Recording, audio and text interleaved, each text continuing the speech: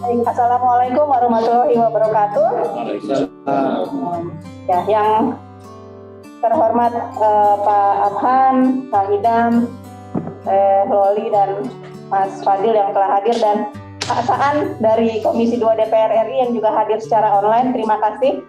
Dan kepada sahabat Bawaslu sekalian, Assalamualaikum warahmatullahi wabarakatuh. Sekali lagi, selamat siang. Terima kasih sudah turut hadir bersama para narasumber di sini untuk sama-sama kita berdiskusi membedah mengenai kekerawanan yang mungkin muncul pada pendaftaran partai politik calon peserta pemilu dan verifikasi serta penetapan.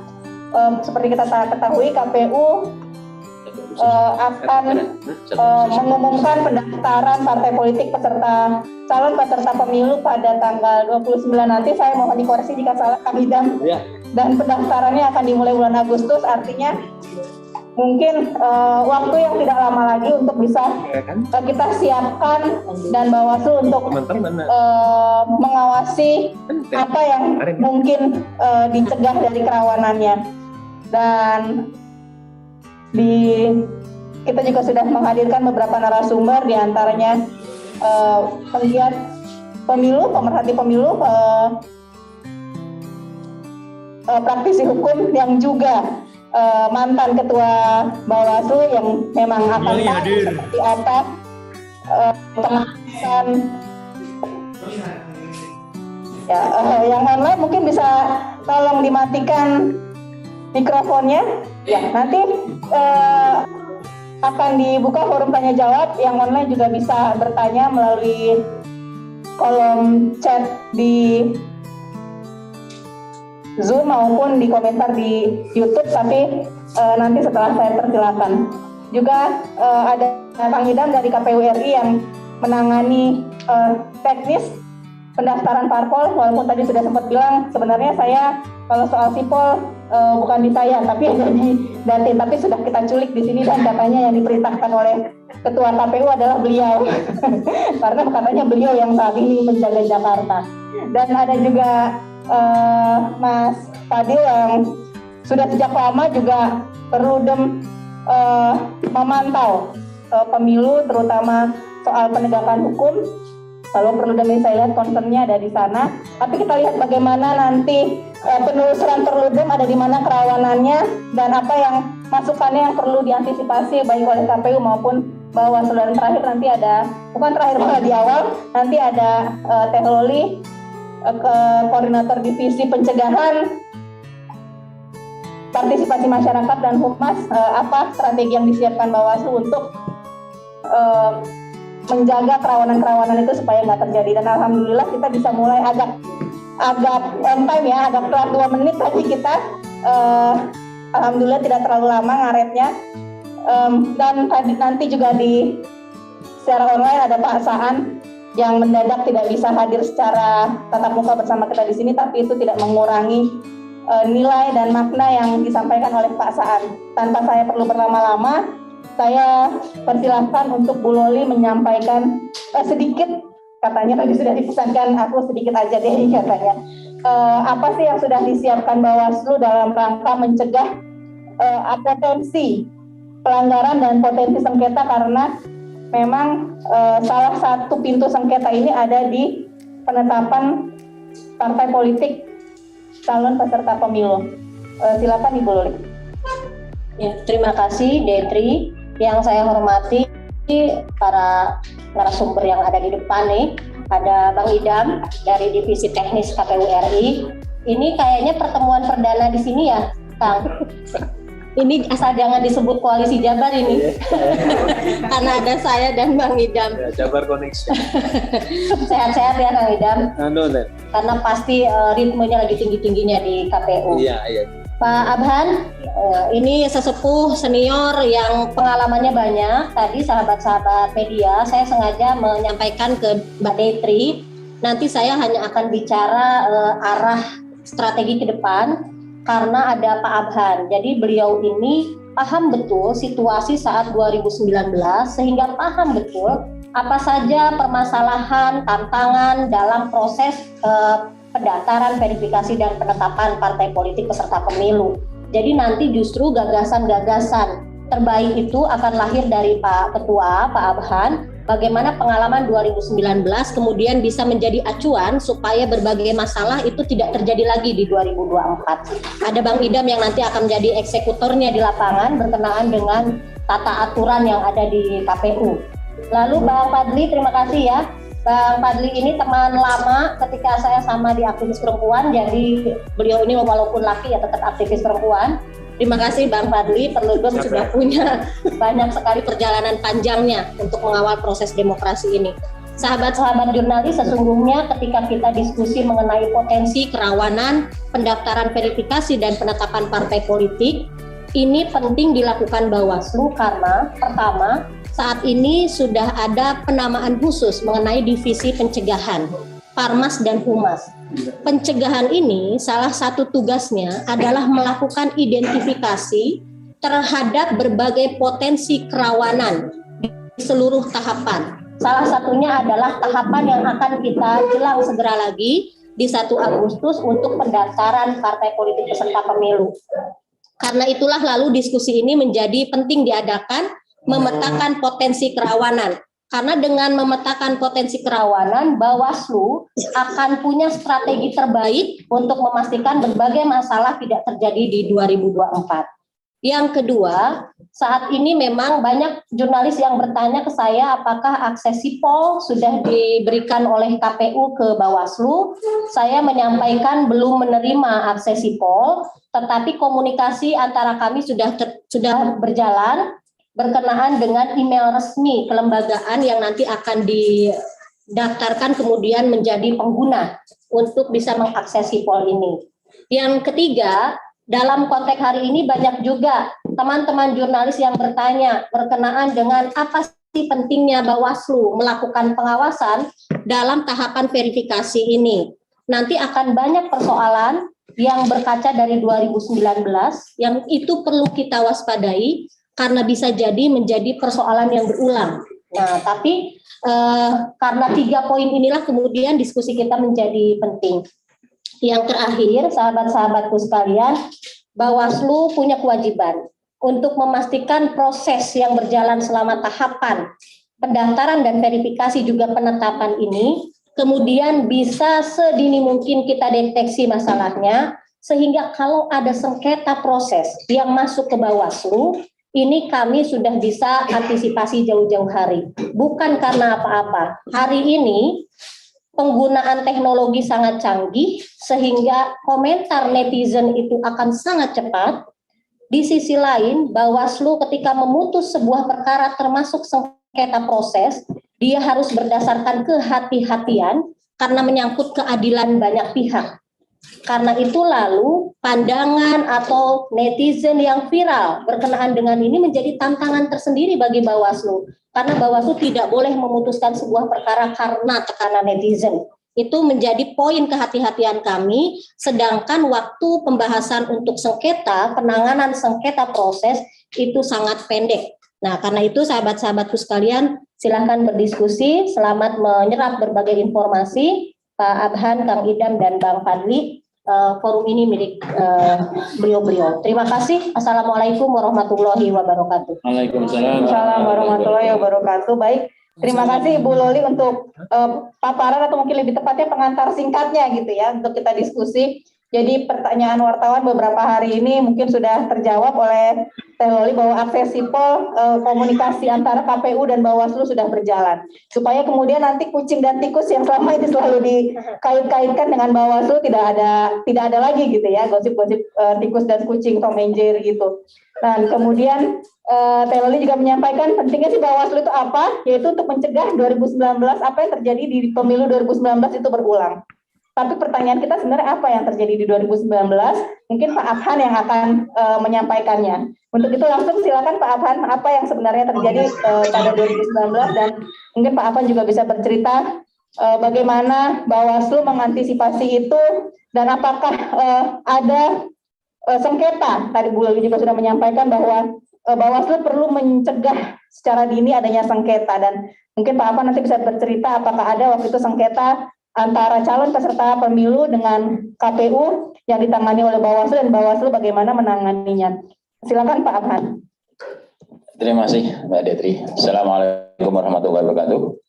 Selamat siang, salam sejahtera untuk kita semua. Shalom, Om Swastiastu, Namo Buddhaya, salam kebajikan, dan salam sehat untuk kita semua. Yang saya hormati anggota Bawaslu RI Bu Loli, kemudian anggota KPRI Pak Ilham, dan juga Mas Fadli.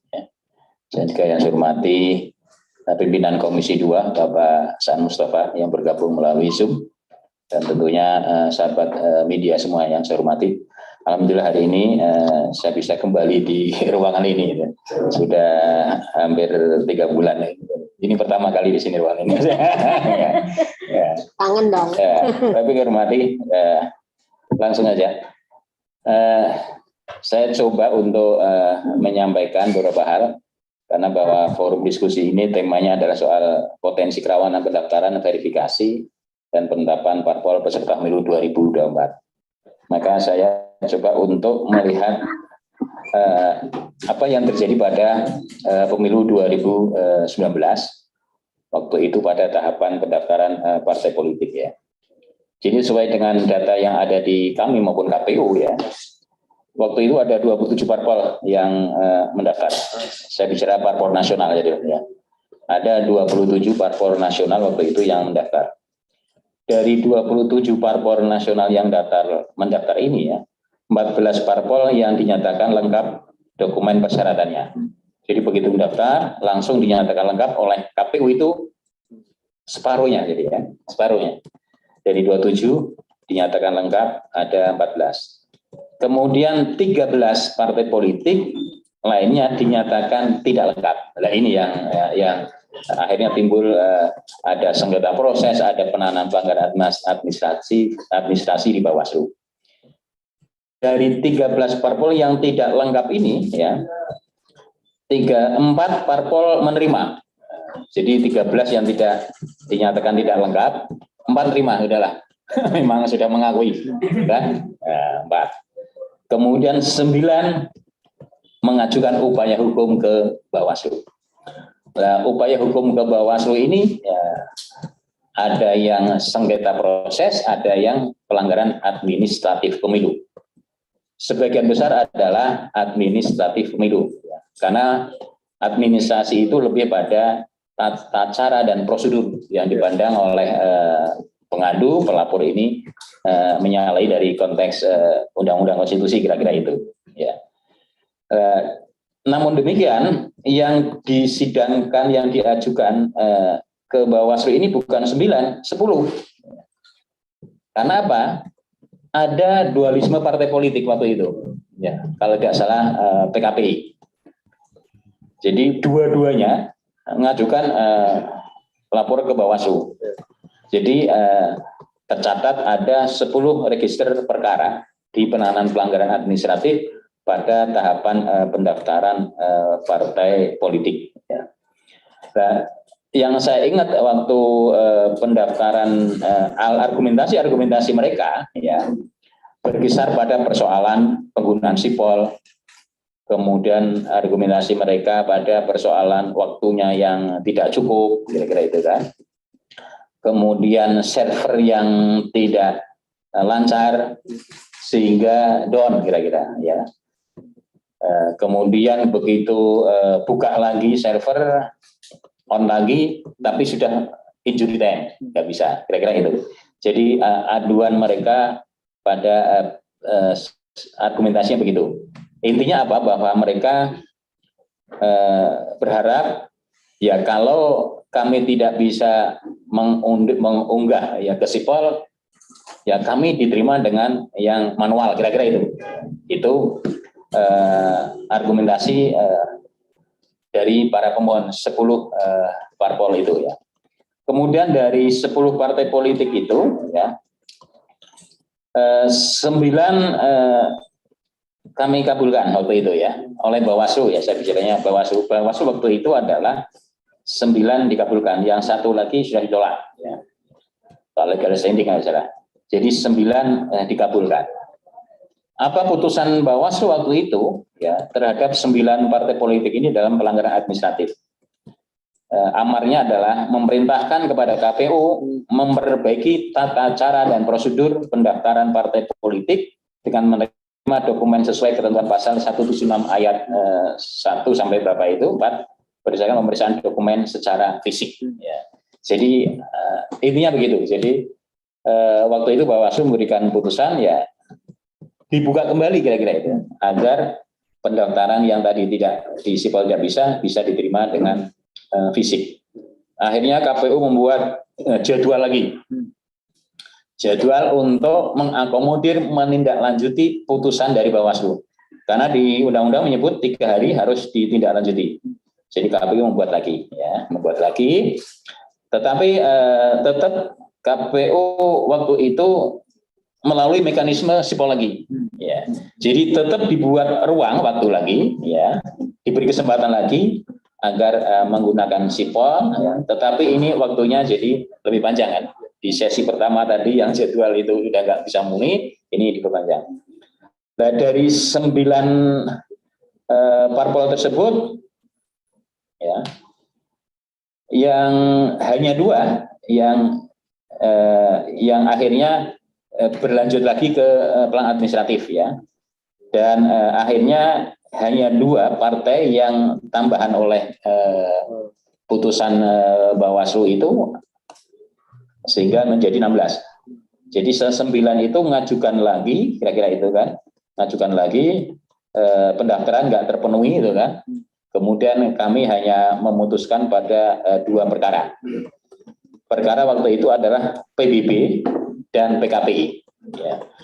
PBB waktu itu oleh Bawaslu dikabulkan, sehingga PBB atas dasar putusan Bawaslu dinyatakan sebagai partai politik peserta pemilu 2019. Kemudian PKPI oleh Bawaslu waktu itu ditolak.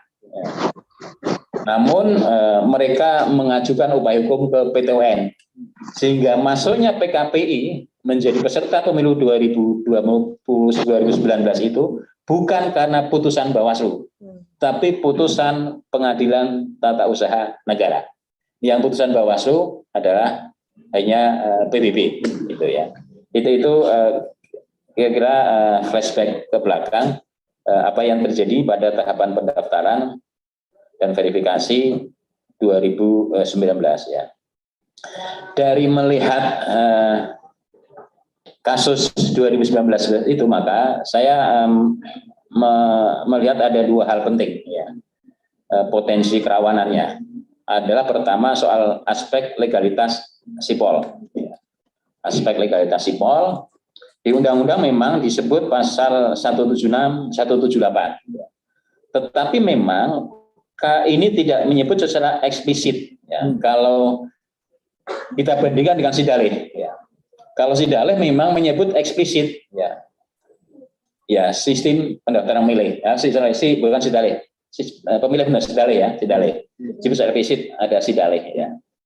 Atau kalau kita bandingkan di Undang-Undang Pilkada, itu menyebut bahwa penghitungan suara bisa dilakukan secara manual, ya, maupun elektronik. Itu di Undang-Undang Pilkada menyebut. Tetapi di Undang-Undang 7 kita tidak melihat, ya, secara eksplisit soal sipol ini. Waktu itu Bawaslu bukan berarti anti perubahan, ya, anti teknologi informasi. Waktu itu di dalam pertimbangan kami tetap itu penting.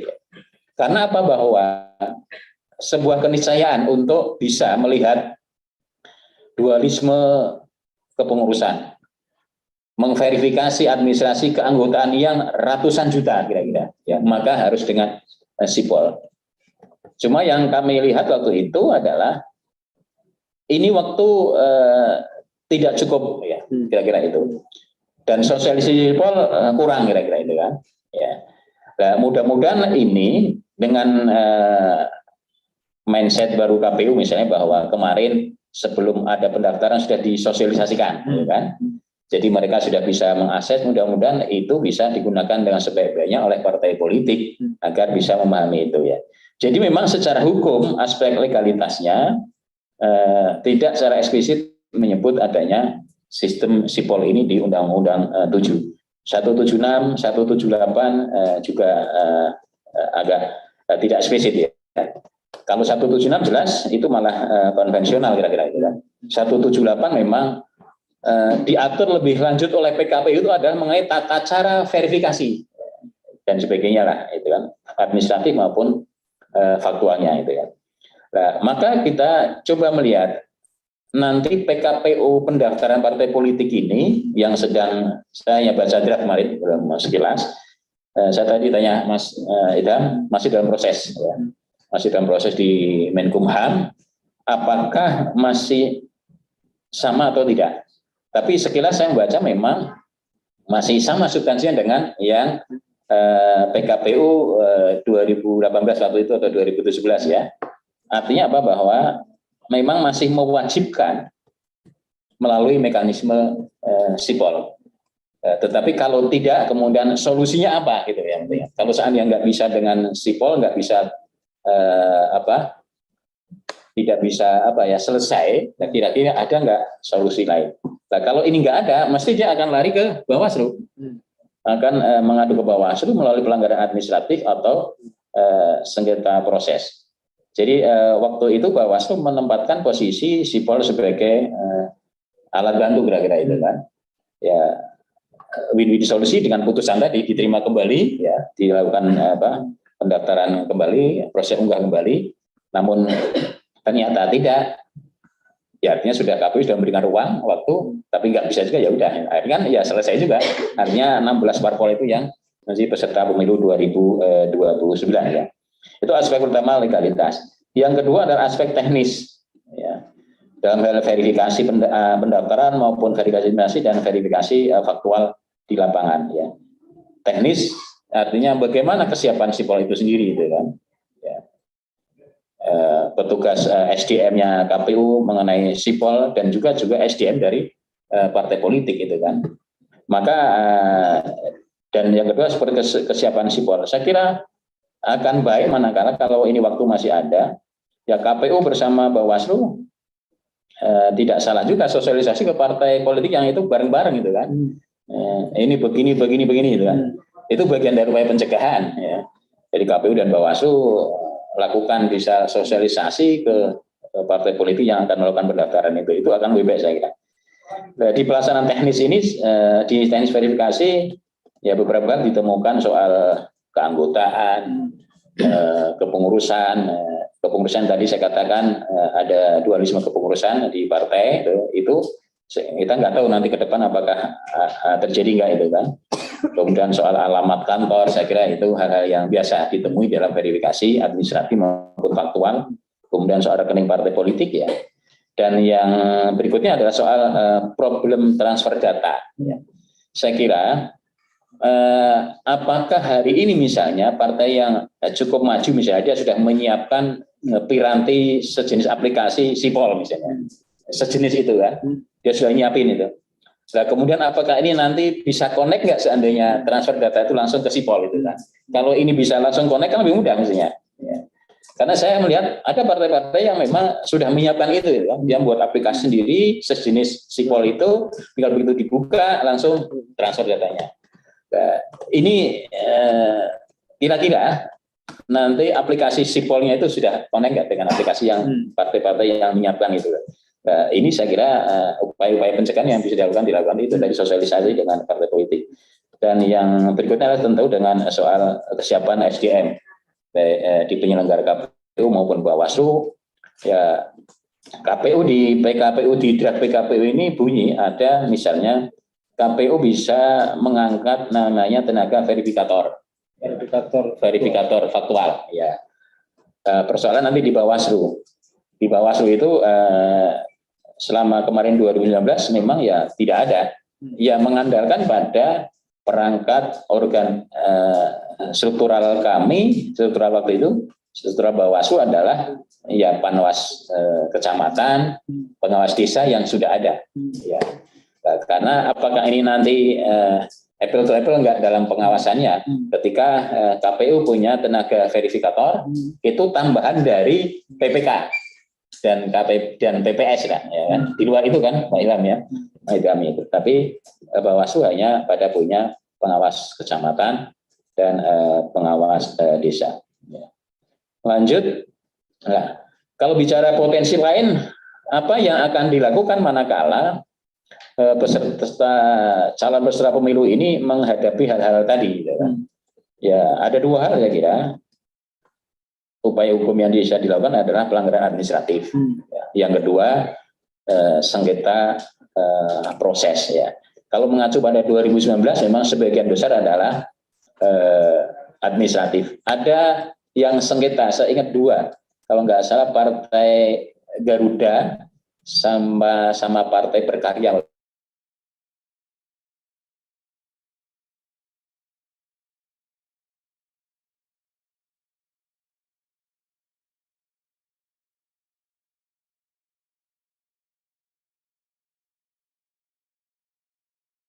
Sengketa ya, lewat mediasi itu ya. Kemudian yang berikutnya adalah tentu seandainya nanti PKPU ini keluar, PKPU pendaftaran dan verifikasi ini keluar, apakah ditemukan norma-norma PKPU yang dinilai bertentangan dengan undang-undang atau tidak, gitu kan? Maka ya upaya hukum yang bisa dilakukan adalah uji materi atas peraturan KPU terhadap undang-undang.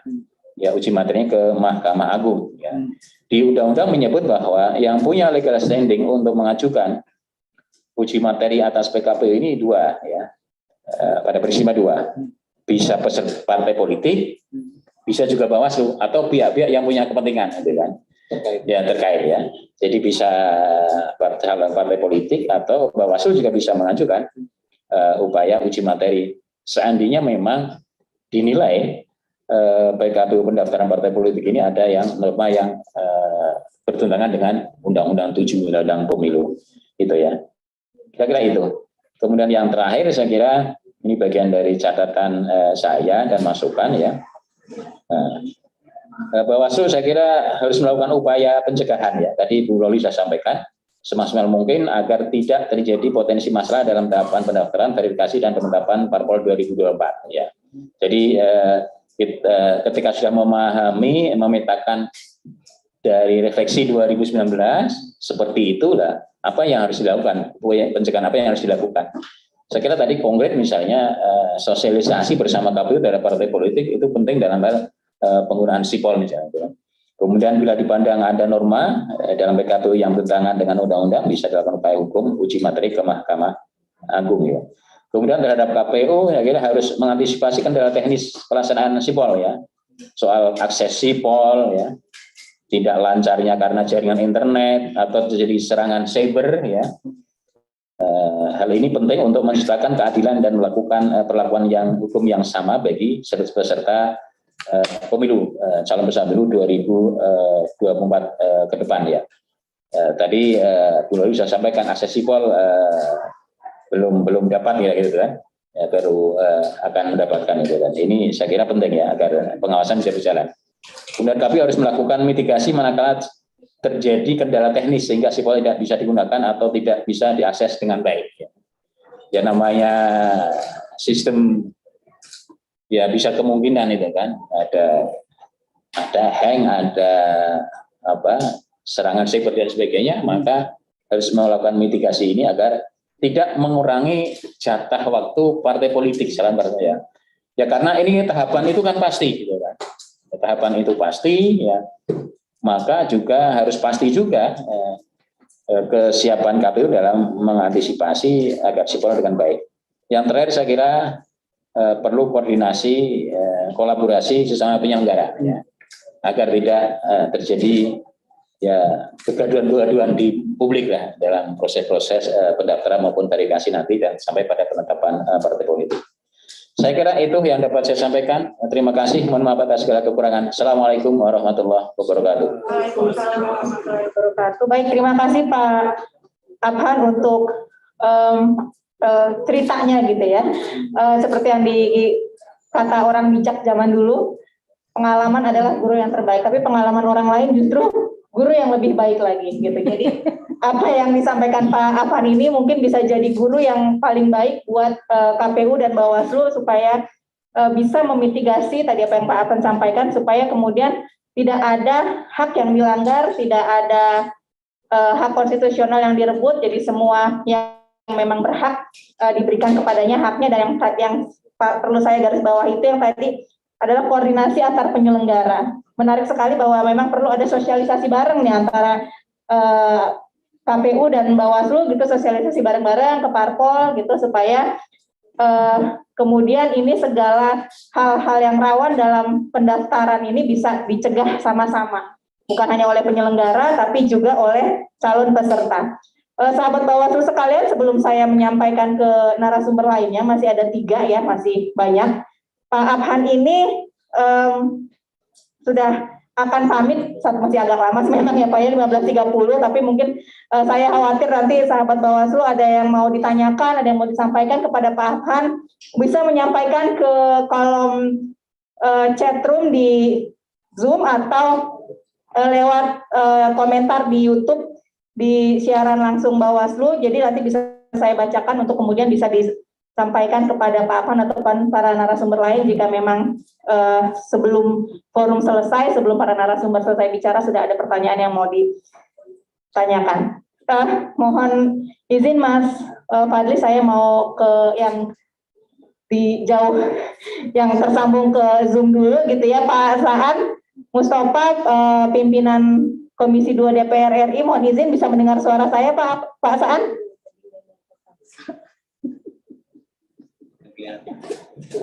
Wajahnya belum terlihat Pak. Baik. Tak nyata ya. Kongren masih kongren. Santai banget Kang Saan. Belum terdengar suaranya Pak. Ini kesalahan ada di kami atau di sini gede. Ya baik, sepertinya di sini Pak Saan mohon izin, mohon maaf sambil lagi. Halo. Ya, baik, iya terima kasih. Silakan Pak Saan yang sepertinya sedang santai karena menggunakan t-shirt atau memang sorry, saya lagi ada acara di Indramayu, jadi nggak bawa kemeja. Teh Loli mohon maaf ya, saya nggak bawa kemeja ini. Lagi di Indramayu. Ya, makasih. Assalamualaikum warahmatullahi wabarakatuh. Selamat siang. Salam sejahtera buat kita semua. Mas Abhan yang saya hormati, Teh Loli, Kang Idam, Mas Fadli, moderator, dan semua hadirin yang saya hormati. Pertama, saya mohon maaf, saya lagi di Indramayu, jadi nggak bawa kemeja ini kebetulan. Kalau reses saya nggak bawa kemeja, karena panas. Komisi 2 waktu penutupan masa sidang yang lalu sudah menyetujui terkait dengan soal rancangan atau menyetujui PKPU terkait dengan soal pendaftaran, verifikasi, dan penetapan partai peserta pemilu 2024 yang akan datang. Tadi Mas Abhan juga udah banyak menceritakan terkait dengan soal pengalaman 2019 yang lalu. Nah, saya ingin memberikan beberapa catatan terkait dengan soal PKPU yang sudah disetujui oleh Komisi 2 dan pemerintah. Nanti apakah sudah disahkan oleh Kemenhukam atau belum, nanti kita ini kan. Tapi secara prinsip Komisi 2 sudah mensahkannya, sudah menyetujuinya. Memang yang paling krusial dari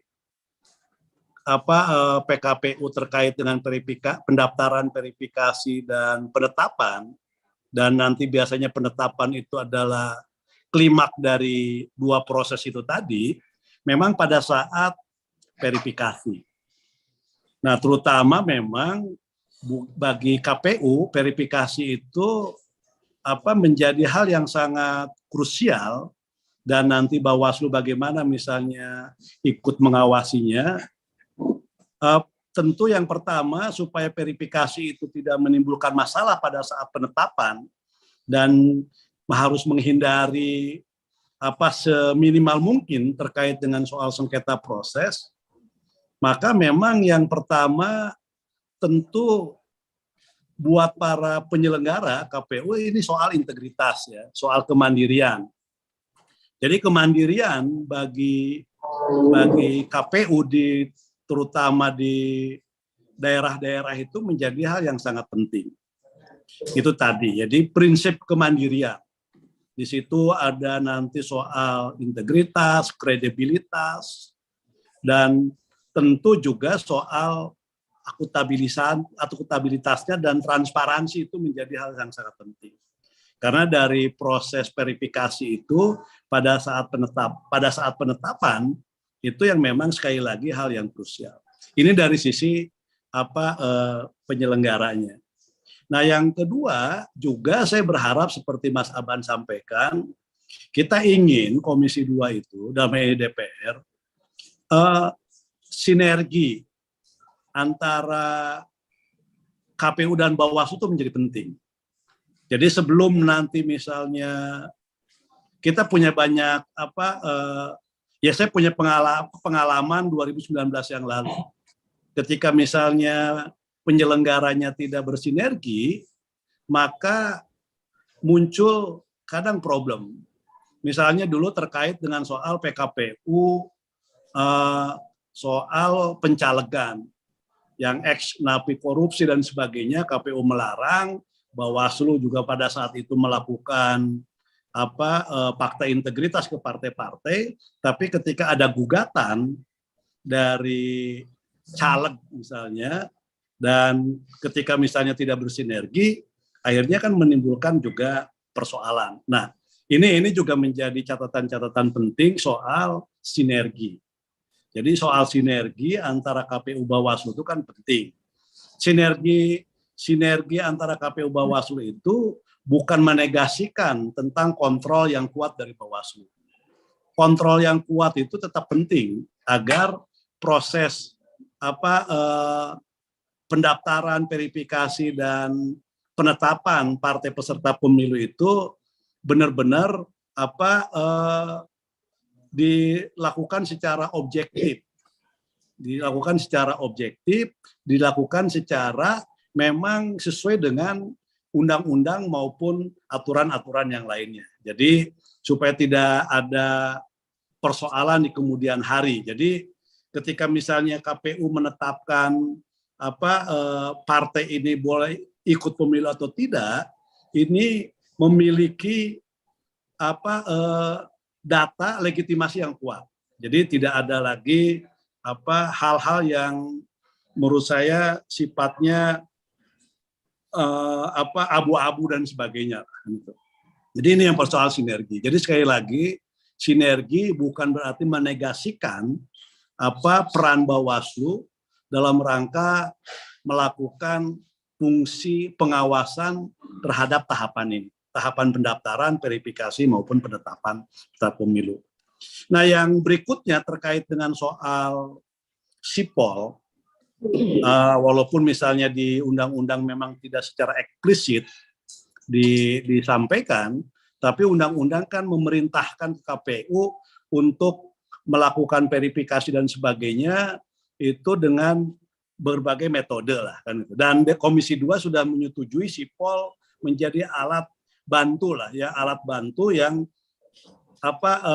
penting untuk dilakukan. Dan kalau misalnya nanti semua partai itu menyepakati dan tinggal nanti KPU Bawaslu juga bisa mensosialisasikannya, itu dijadikan sebagai alat bantu untuk melakukan verifikasi, karena memang sipol itu sekarang menjadi beralasan di tengah suasana pandemi dan sebagainya, ketika misalnya verifikasi secara offline itu menjadi hal yang ruang geraknya terbatas, dan karena juga kita sudah bersepakat tidak ada revisi undang-undang pemilu, maka undang-undang yang 2019 yang lalu dilakukan dengan sekarang kan hampir sama.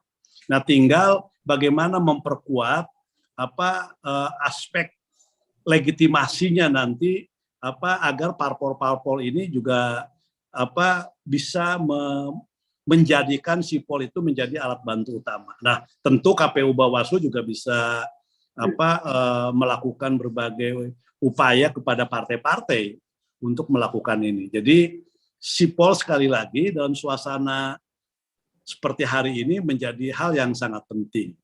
Nah, tinggal bagaimana melakukan verifikasi dan validasi data. Ini yang paling penting. Maka sekali lagi profesionalisme dari KPU itu menjadi hal yang sangat penting. Jadi profesionalisme itu menjadi penting. Karena tadi bagaimana kita memverifikasi data yang diupload di sipol itu tadi terkait misalnya soal kepengurusan dan di situ sudah diatur kepengurusan dengan berbagai aturannya. Yang kedua, verifikasi terkait nanti dengan kantor. Dan kantor itu jelas aturannya. Misalnya setelah pemilu itu berapa bulan setelah pemilu dilakukan. Yang ketiga terkait dengan soal keanggotaan. Bagaimana memverifikasi keanggotaan yang jumlahnya tadi seperti Mas Abdan sampaikan, ini bukan ratusan ribu lagi, ini kan bisa jutaan kan gitu. Nah, ini profesionalisme menjadi penting. Nah, maka verifikator apa yang dilakukan di KPU itu menjadi penting. Jadi memperbanyak misalnya verifikator yang punya kemampuan yang profesional, di mana ada kecermatan, ketelitian, kehati-hatian, itu menjadi faktor yang penting. Karena kalau enggak nanti ada dispute, itu kan merujuk juga ke hal-hal seperti itu. Jadi sekali lagi verifikasi ini di satu sisi mungkin kalau misalnya berangkat dari pengalaman 2019 yang lalu dan tidak ada perubahan undang-undang, teman-teman di KPU maupun Bawaslu kan sudah terbiasa melakukan itu. Dan kemarin sudah dilakukan, Mas Aban bilang waktu itu mungkin tingkat sosialisasinya masih kurang, sehingga parpol juga belum terlalu aware terhadap itu. Sekarang kan udah 2 kali pemilu dengan menggunakan undang-undang yang sama, menurut saya parpol juga menjadi lebih paham tentang arti pentingnya tentang sipol. Nah, karena itu sekali lagi profesionalisme penyelenggara itu menjadi hal yang sangat penting. Nah, yang berikutnya yang terkait dengan soal sengketa, memang Komisi 2 pemerintah dan juga penyelenggara sudah menyepakati terkait dengan soal sengketa proses. Karena memang masa kampanyenya yang relatif pendek, maka sengketa proses pun itu menjadi lebih pendek lagi waktunya. Dan itu semua juga sudah dilakukan komunikasi maupun konsultasi. Dalam hal ini misalnya DPR, pemerintah maupun penyelenggara juga sudah melakukan konsultasi dengan Mahkamah Agung terkait dengan persoalan sengketa proses. Nah, sengketa proses ini juga menjadi titik yang krusial. Nah, selama misalnya penyelenggara itu memiliki data-data yang akurat, data-data yang legitimasinya kuat dan sebagainya, maka itu juga akan memudahkan ketika menghadapi fase sengketa proses tersebut. Jadi sekali lagi Komisi 2 sangat berharap bahwa persoalan tahapan pendaftaran, verifikasi, maupun penetapan partai politik peserta pemilu 2024 ini bisa berjalan dengan baik dan tidak mengganggu nanti proses tahapan-tahapan yang lainnya. Maka sekali lagi prinsip-prinsip utamanya itu tadi ya harus benar-benar bisa dipenuhi oleh penyelenggara, dalam hal ini oleh KPU dan Bawaslu. Sekali lagi juga perlu juga memperkuat fungsi kontrolnya, fungsi pengawasannya. Juga sama dengan tenaga-tenaga yang memang juga profesional. Jadi supaya tadi kualitas dari ini semua, kalau misalnya ada check and balances-nya kuat, ini akan membuat nanti proses terkait dengan pendaftaran, verifikasi dan penetapan ini akan melahirkan partai yang memang benar-benar siap untuk ikut pemilu. Nah, jadi sekali lagi hal-hal yang sifatnya subjektif terkait dengan soal verifikasi maupun penetapan partai politik itu menurut saya menjadi hal yang penting untuk dihindari. Jadi subjektivitas dari para penyelenggara ini, baik KPU maupun Bawaslu itu penting dihindari. Maka hal yang paling utama ya berpegang kepada aturan dan ditambah dengan objektivitas, profesionalitas itu menjadi hal yang sangat penting. Jadi sekali lagi catatan dari kami bagaimana ini semua bisa berjalan dengan baik.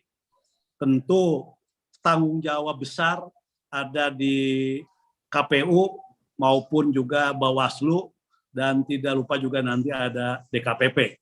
Dalam hal ini baik Komisi 2 maupun juga publik itu sangat menaruh harapan yang besar terhadap penyelenggara pemilu. Dari tahapan awal yang nanti akan dimulai di 1 Agustus, itu pendaftaran partai politik, terus ada verifikasi dan penetapan itu sekali lagi harapan besar itu, ekspektasi yang tinggi itu sekali lagi itu ditumpukan kepada penyelenggara, dalam hal ini KPU maupun Bawaslu. Sehingga kita benar-benar memiliki partai peserta pemilu itu yang memang benar-benar merepresentasikan dari kekuatan rakyat yang hari ini sangat berharap terhadap partai politik. Jadi itu saja yang ingin saya sampaikan. Jadi terima kasih, mohon maaf. Assalamualaikum warahmatullahi wabarakatuh. Waalaikumsalam warahmatullahi wabarakatuh. Terima kasih Pak Saan, langsung dari Indramayu menyampaikan yang penting adalah sinergi gitu ya, sama dengan yang disampaikan oleh Pak Afhan tadi. Dan kepada KPU memperkuat tim verifikatornya gitu, karena mungkin sudah 5 tahun ya, harusnya sudah lebih banyak belajar, dan kita dari Pak Saan bilang kita memakai undang-undang yang sama. Begitu juga dengan Bawaslu untuk memperkuat kontrolnya, juga memperkuat SDM-nya dalam mengawasi proses ini itu supaya ini terawasi, dan partai politik yang memang akhirnya yang terverifikasi dan akhirnya ditetapkan sebagai peserta pemilu memang ada partai politik yang berhak dan memang partai politik yang terverifikasi secara benar. Sama seperti tadi Pak disampaikan oleh Pak Afhan ya, sinergi itu antara penyelenggara yang kemudian memang artinya tidak menegasikan peran Bawaslu dalam mengawasi penyelenggaraan verifikasi dan pendaftaran parpol ini. Terima kasih Pak Saan, mohon belum meninggalkan forum Pak karena masih ada diskusi lagi nanti. Banyak hatur nuhun pisan Kang Saan.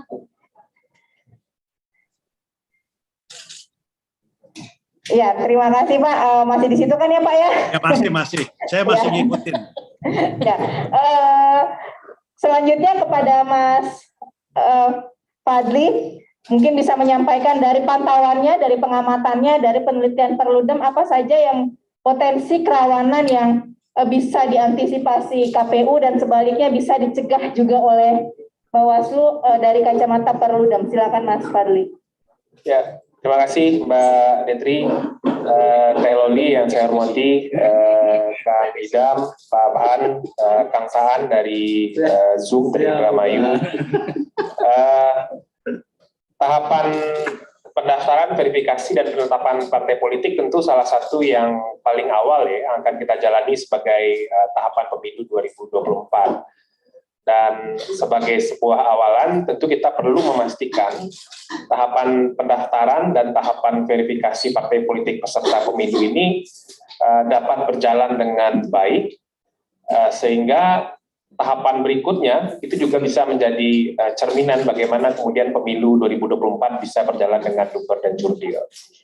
Nah, saya ingin mulai dari kondisi objektif hari ini, Teh Loli, Kang Idam, dan Pak Afhan, serta Kang Saan. Kita ada dalam situasi di mana tahapan pendaftaran partai politik peserta pemilu itu akan dimulai 1 Agustus. Ya Pak Idam ya? 1 Agustus sampai tanggal 14 Agustus. Dan saat ini beberapa partai politik, seingat saya sudah lebih dari 20 ya, sudah 38 partai politik yang mengambil akun sipol ya, dan mulai menginput informasi partai politik yang nanti akan mereka daftarkan sebagai partai politik peserta pemilu. Nah, artinya bagi teman-teman KPU dan bagi teman-teman Bawaslu, termasuk juga bagi kita masyarakat, sebetulnya sudah dapat gambaran kira-kira partai politik yang nanti akan mendaftar sebagai peserta pemilu jumlahnya tidak akan keluar dari 38 partai politik itu. Dan kalau kemudian semuanya bisa mengikuti verifikasi secara baik, memenuhi syarat dan ditetapkan menjadi partai politik peserta pemilu, ya itulah nanti partai politik yang akan jadi peserta pemilu 2024. Nah, yang kedua, yang paling penting ini menurut saya, kita ada dalam situasi di mana peraturan teknis, peraturan KPU terkait dengan pendaftaran, verifikasi, dan penetapan parpol peserta pemilu masih dalam tahap proses harmonisasi ya di Kementerian Hukum dan HAM, yang pada intinya peraturan KPU tersebut belum disahkan dan belum diundangkan. Nah, kita ada dalam situasi yang cukup kasif ini sebetulnya menurut saya, Bapak Ibu dan teman-teman, menuju tanggal 1 Agustus sebetulnya ini sudah kurang dari 15 hari ya, dan tentu partai politik terutama memerlukan kerangka teknis atau kerangka hukum teknis ini untuk mereka pedomani dalam menjalani atau melaksanakan tahapan pendaftaran partai politik sebagai peserta pemilu. Dan tentu kita perlu dorong agar kemudian peraturan KPU soal pendaftaran dan verifikasi parpol ini segera diundangkan, sehingga baik itu partai politik, kemudian masyarakat bisa mengetahui sebetulnya seperti apa proses pendaftaran dan verifikasi parpol dalam implementasi teknis ya yang nanti akan dijalankan. Nah, yang kedua, karena kita bicara kerawanan ya, menurut saya kan ini ada beberapa fase ya, fase pendaftaran, kemudian verifikasi, dan nanti penetapan. Jadi 3 simpul besar lah kita menuju penetapan partai politik peserta pemilu. Nah, tadi Pak Abhan dan Kang Saan juga sudah singgung, salah satu isu yang kemudian menjadi fokus dan perhatian luas adalah soal pelaksanaan pendaftaran partai politik ini dengan menggunakan sipol. Nah, ada 2 pandangan sebetulnya. Pak Ahwan tadi juga sudah merefleksikan pengalaman 2019 ya. Pandangan pertama adalah sipol ini memang betul tata cara yang kemudian dijadikan kewenangan delegasi bagi KPU untuk memfasilitasi partai politik mendaftar sebagai peserta pemilu. Artinya kalau sudah ada tata cara berupa sipol, ya sipol ini mau tidak mau harus dilaksanakan oleh partai politik begitu. Nah, kemudian ada juga yang mengatakan atau pandangan yang sipol ini ya sebagai alat bantu saja. Ketika nanti ada yang tidak memenuhi syarat dalam sipol atau kemudian sudah menginput semua informasi berkaitan dengan partai politik ke sipol, juga mesti menyampaikan lagi dokumen fisik secara manual ke KPU. Nah, ini 2 pandangan yang menurut saya harus diselesaikan, harus dituntaskan. Karena kalau ini tidak dipastikan, maka akan muncul banyak soal. Nah, misalnya bagaimana nanti misalnya kalau partai politik itu tidak menginput semua informasinya ke dalam sipol yang disusun sebagai tata cara pendaftaran partai politik peserta pemilu. Nah, apakah berkonsekuensi mereka menjadi tidak memenuhi syarat sebagai partai politik peserta pemilu? Dan apakah betul-betul KPU tidak membuka ruang bagi partai politik untuk menyampaikan berkas secara manual kepada KPU? Nah, ini kan juga sejalan dengan dorongan agar bagaimana proses pendaftaran dan verifikasi partai ini lebih paperless begitu ya, mengurangi jumlah kertas yang banyak dan lain sebagainya. Nah, menurut saya ini harus dipastikan, karena kalau kita baca sebetulnya kedudukan sistem informasi partai politik ini, sebetulnya ini adalah delegasi dari Undang-Undang Pemilu kepada KPU untuk menyusun tata cara pendaftaran partai politik peserta pemilu. Jadi sipol ini menurut saya bukan syarat, bukan tambahan syarat, tapi memang mekanisme atau tata cara yang memang ya KPU punya otoritas untuk mengatur itu. Ketika ini sudah ditetapkan menjadi tata cara, dituangkan dalam peraturan, dalam regulasi, ya semua stakeholders, terutama partai politik, terikat dengan tata cara itu.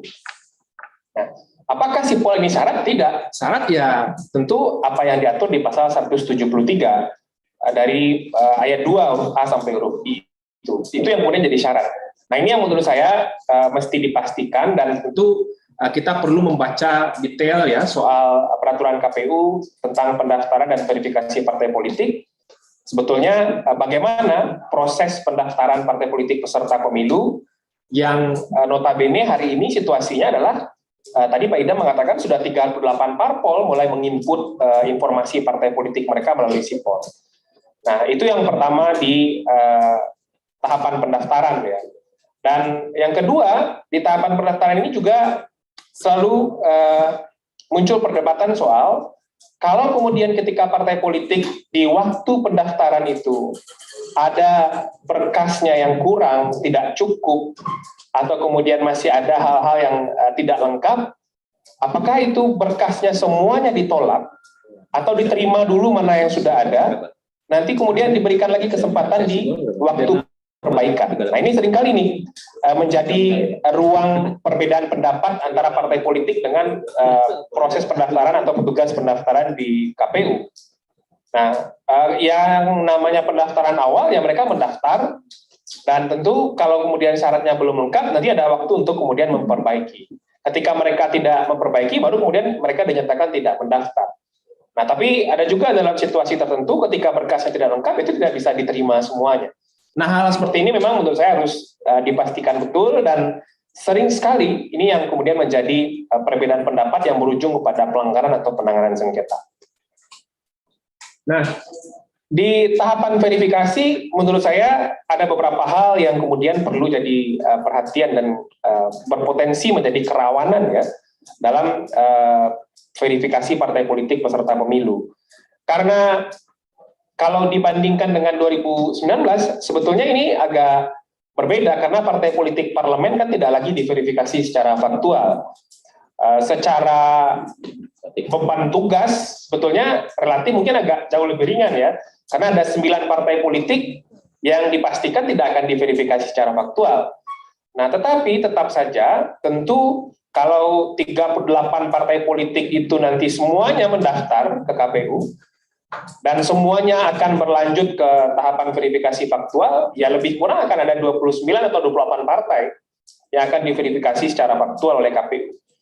Dan tentu itu butuh resource, butuh sumber daya yang betul-betul profesional dan hati-hati, dan butuh anggaran untuk kemudian melaksanakan verifikasi faktual itu. Jadi tahapan verifikasi faktual ini adalah salah satu tahapan awal yang secara langsung itu sudah membutuhkan anggaran pelaksanaan tahapan. Nah, ini yang menurut saya jadi satu kerawanan yang mesti diwaspadai oleh teman-teman penyelenggara, terutama teman-teman KPU. Nah, yang kedua, ini refleksi juga dari pelaksanaan pemilu 2019 soal konsistensi dan konsekuensi dari setiap tahapan verifikasi. Nah, misalnya kalau kita bandingkan dulu dengan verifikasi faktual, khususnya untuk keanggotaan di pemilu 2019, itu kan ada 2 track ya, seingat saya Pak Abhan dan Pak Idam dan Teh Loli. Track pertama itu parpol baru ya waktu itu, yang kemudian diverifikasi faktual secara keanggotaan itu tetap dengan 2 pilihan metode. Kalau sampai 100 itu menggunakan sampel, kalau menggunakan sampel, tapi kalau di bawah 100 menggunakan sampel untuk keanggotaannya.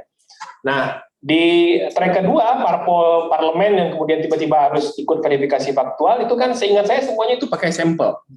Karena waktu yang sudah terbatas waktu itu, waktunya sudah sangat singkat, maka ini yang perlu dipastikan, apakah ini masih sama soal proses verifikasi faktual keanggotaan bagi partai politik di tingkat kabupaten kota, dan ini harus konsisten dilaksanakan di semua kabupaten kota, agar tidak ada treatment yang berbeda-beda oleh teman-teman verifikator nanti, terutama dari penyelenggara pemilu kepada masing-masing partai politik.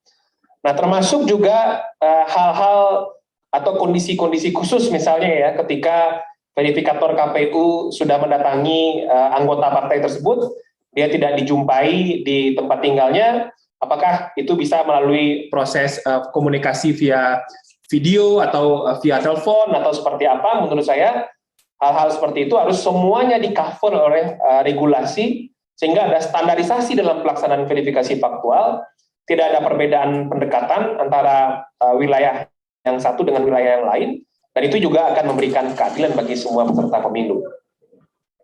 Nah, waktu verifikasi faktual, seingat saya ini kalau kita lihat peraturan KPU soal tahapan juga relatif singkat ya, karena ini akan berpacu dengan waktu dan tahapan yang lainnya, dan tentu ini juga akan sangat bergantung ini berapa sih sebetulnya nanti parpol yang akan lolos sampai verifikasi faktual. Karena akan ada juga situasi di mana mungkin 38 partai politik itu akan mendaftar ke KPU, tapi tidak semuanya akan lolos ke verifikasi faktual. Akan ada yang terganjal di penelitian administrasi misalnya, dan bagi mereka yang tidak puas, mereka akan bersengketa di Bawaslu. Artinya akan ada dua konsentrasi tahapan yang nanti akan juga dijalankan oleh teman-teman KPU terutama. Satu, memastikan tahapan verifikasi faktual bagi partai politik yang berlanjut, dan juga meladeni proses sengketa bagi partai politik yang kemudian merasa tidak puas dengan keputusan KPU yang menyatakan beberapa parpol tidak memenuhi syarat secara administrasi. Nah, ini yang menurut saya harus semua terjawab di dalam kerangka regulasi teknis yang sekarang masih diharmonisasi soal pendaftaran partai politik dan verifikasi partai politik calon peserta pemilu. Nah, yang terakhir, soal kerawanan dalam penetapan parpol peserta pemilu, tadi juga sudah disinggung oleh Pak Abhan, Teroli tadi juga menyinggung hal ini, soal perbedaan persepsi, ya, perbedaan tafsir terhadap regulasi, itu harus betul-betul dituntaskan sejak awal, sehingga ya ketika tahapan itu datang dan dimulai, ya baik KPU, Bawaslu maupun partai politik tinggal melaksanakan saja. Meskipun kita tidak bisa menutup kemungkinan adanya perbedaan pendapat dan memunculkan sengketa, tapi menurut saya perbedaan pandangan yang cukup tajam ya terhadap suatu regulasi memang harus sedapat mungkin diminimalisir, sehingga proses tahapan pendaftaran dan verifikasi serta penetapan partai politik ini bisa berjalan tepat waktu. Nah, ini khusus bagi teman-teman Bawaslu, karena konsekuensi penataan tahapan pemilu 2024, ada waktu penyelesaian sengketa yang sangat singkat, terutama sengketa proses pemilu bagi partai politik nanti yang ditetapkan tidak memenuhi syarat sebagai parpol peserta pemilu 2024. Dan pengalaman sejak 2014, selalu ada partai politik yang dinyatakan tidak memenuhi syarat akan bersengketa di Bawaslu. Dan tentu tidak menutup kemungkinan itu akan terjadi lagi di pemilu 2024. Bawaslu akan menghadapi situasi penyelesaian sengketa dalam waktu yang cukup sempit dan memastikan kualitas pertimbangan, kualitas persidangan, dan kualitas putusan tetap diberikan secara adil. Nah, yang terakhir juga perlu menurut saya memastikan atau kemudian mewaspadai ya potensi sengketa tata usaha negara partai politik calon peserta pemilu ini sampai ke PT UN, karena proses di pemilu kan agak berbeda dengan pilkada ya. Bagi partai politik peserta pemilu yang kemudian dinyatakan tidak memenuhi syarat, mereka bersengketa di Bawaslu, putusan Bawaslu mereka masih belum puas, mereka akan maju ke PT UN. Nah, pengalaman pemilu 2019 itu ada satu partai politik yang diloloskan jadi peserta pemilu melalui putusan PT UN, yang dimana hasil pemeriksaan di Bawaslu sudah dinyatakan tidak memenuhi syarat juga sebagai peserta pemilu. Nah, kalau kita baca putusan PT UN-nya tahun 2019 itu ya agak menyedihkan juga sebetulnya, bagaimana mempertimbangkan dengan cara melompat-lompat ya soal keterpenuhan syarat bagi partai politik dalam peserta pemilu. Saya kira itu, Mbak Detri, beberapa catatan awal. Mudah-mudahan peta kerawanan atau potensi kerawanan ini bisa kita minimalisir bersama. Mohon maaf atas segala kekurangan. Selamat sore. Assalamualaikum warahmatullahi wabarakatuh.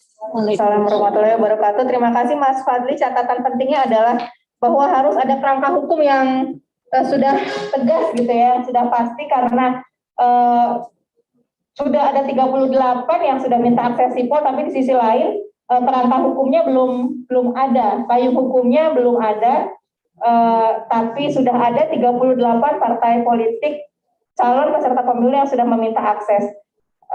Dan ini akan lebih repot kalau tadi Pak Afan menyampaikan pada tahun 2019 ada 27 partai politik yang mendaftar dan diverifikasi, meskipun sekarang partai parlemen 9 tidak perlu diverifikasi lagi, tapi tadi Mas Fadli menyampaikan bahwa masih ada 29, artinya bebannya tetap lebih besar dibandingkan pemilu yang lalu. Seperti tadi Pak Saan bilang bahwa sipol ini penting, berkebalikan sama Mas Fadli bahwa seharusnya sipol bukan menjadi syarat, tapi Pak Saan menegaskan bahwa meskipun penting, tapi KPU juga harus memastikan bagaimana verifikator itu memastikan verifikasi dan validasi datanya itu benar-benar dilakukan dengan tepat, benar dan baik. Forum selanjutnya gitu ya, waktu yang tersisa mungkin kita bisa berikan seluas-luasnya gitu, selama-lamanya, sepanjang-panjangnya untuk Pak Idam untuk bisa menjawab semua keresahan, kerawanan potensi yang tadi sudah disampaikan oleh para narasumber gitu, dan ada beberapa pertanyaan yang sudah saya intip di kolom chat di Zoom juga Kang Idam soal sama sih intinya, bahwa ini sipol syarat penting atau hanya syarat utama atau hanya alat bantu saja gitu, karena memang tadi di undang-undang tidak secara eksplisit disebutkan, meskipun bahwa dikatakan juga di pasal 178 bahwa tata caranya lebih lanjut soal verifikasi parpol itu diatur oleh PKPU. Nah, untuk itu seperti tadi saya sampaikan, waktu seluas-luasnya dan sepanjang-panjangnya saya sampaikan kepada Kang Idam. Siap. Ya. Terima kasih Mbak. Saya presentasi bisa sampai Isa, nggak apa-apa. Saya berikan sampai subuh. Terima kasih. Izin Pak. Bismillahirrahmanirrahim. Assalamualaikum warahmatullahi wabarakatuh. Salam, salam sejahtera, Om Swastiastu, Namo Buddhaya. Yang saya hormati kepada Bapak Wakil Ketua Komisi 2 DPR RI, Kang Saan Mustafa. Yang saya hormati kepada Teh Loli, ya, Teh Loli Suhenti, anggota Bawaslu RI. Ya. Kebetulan sama-sama dari Jawa Barat. Sandi ya. Ini sebenarnya Teh Loli ini punya agenda ini. Jabar Connection. Oke, mohon maaf. Yang saya hormati kepada Pak Abhan, ya, Ketua Bawaslu RI tahun 2017-2022. Ya. Yang saya hormati ini penggiat pemilu, peneliti pemilu, dan pencerah para penggiat pemilu, menurut saya. Ya, ini dari Perludem, Mas Fadli Ramadhanil, ya. Beliau ini salah satu orang yang kalau beliau presentasi saya simak dengan betul, ya, dengan cermat, ya, karena banyak gagasan-gagasan yang menarik dari Mas Fadli, ya. Ibu bapak dan rekan-rekan semuanya, khususnya kepada rekan-rekan jurnalis yang tidak bisa saya sebutkan satu persatu, saya ucapkan terima kasih kepada Bawaslu yang telah memberikan kesempatan pada kami untuk bergabung dalam acara diskusi ini, ya. Saya berharap acara diskusi ini tidak memberikan wawasan pada kita semua tentang apa yang sedang dinanti-nanti, informasi berkaitan dengan rencana pendaftaran partai politik, ya, yang dilanjutkan dengan verifikasi dan penetapan partai politik. Di awal saya ingin menegaskan tadi apa yang telah disampaikan oleh para pembicara, ya, bahwa kami kami memang sejak pada saat melakukan proses seleksi di tim seleksi maupun di Komisi 2 pada saat fit and proper test, kami menegaskan untuk membangun sinergisitas dan kolaborasi dengan sesama lembaga penyelenggara pemilu sebagaimana diamanahkan dalam pasal 1 ayat 7, ya. Pasal 1 ayat 7 kami bangun sinergisitas tersebut. Itulah kenapa pada hari ini saya datang langsung ke sini. Walaupun tadi pada saat diberikan link Zoom Teh Loli, saya akan datang. Saya bilang, saya akan datang langsung bertemu Teh Loli. Ya, biasanya bertemu di Bandung, ya, tapi sini bertemunya di Tamrin langsung, betul ya. Bertemu di Tamrin. Ya. Jadi sinergisitas dan kolaborasi ini merupakan satu kekuatan bagi kami untuk menyukseskan penyelenggaraan pemilu, karena penyelenggaraan pemilu, ya, tidak hanya di KPU tetapi juga di Bawaslu dan di DKPP, ya. Jadi pada kesempatan ini kami akan ke depan meningkatkan intensitas komunikasi kami, tidak hanya dengan partai politik, ya, tetapi juga dengan Bawaslu dan begitu juga dengan rekan-rekan dari masyarakat sipil serta rekan-rekan jurnalis pada umumnya. Ya. Terkait dengan apa yang tadi disampaikan oleh para pembicara, pada kesempatan ini saya ingin menegaskan dan seperti yang kita ketahui bersama bahwa landasan hukum dari penyelenggaraan pemilu serentak tahun 2024 ini masih menggunakan undang-undang yang sama, masih menggunakan norma-norma ataupun pasal-pasal yang ada di dalam undang-undang yang sampai saat ini norma-norma tersebut ya itu yang dijadikan yang di judicial review itu hanya berkaitan dengan partai politik bagaimana seharusnya ditangani dalam masa pendaftaran, tetapi tidak berkenaan dengan aplikasi sipol. Ya, putusan Mahkamah Konstitusi belum ada yang berkenaan dengan aplikasi sipol. Dan berbicara tentang undang-undang pemilu, ya, yang kemudian kami diberikan kewenangan atributif untuk menyusun regulasi teknis dalam penyelenggaraan pendaftaran, verifikasi dan penetapan partai politik, sebenarnya sudah ada 2 PKPU. Ya, PKPU yang pertama, ya, ketika undang-undang ini diberlakukan, itu PKPU nomor 11 tahun 2017. Yang kemudian akibat putusan dari Mahkamah Konstitusi pada bulan Januari tahun 2018, kami menerbitkan PKPU nomor 6 tahun 2018. Ya. Jadi pada dasarnya PKPU nomor 6 tahun 2018 karena kami belum terbitnya PKPU baru berkaitan dengan pendaftaran, verifikasi dan penetapan partai politik secara de jure, secara legal PKPU tersebut masih ada.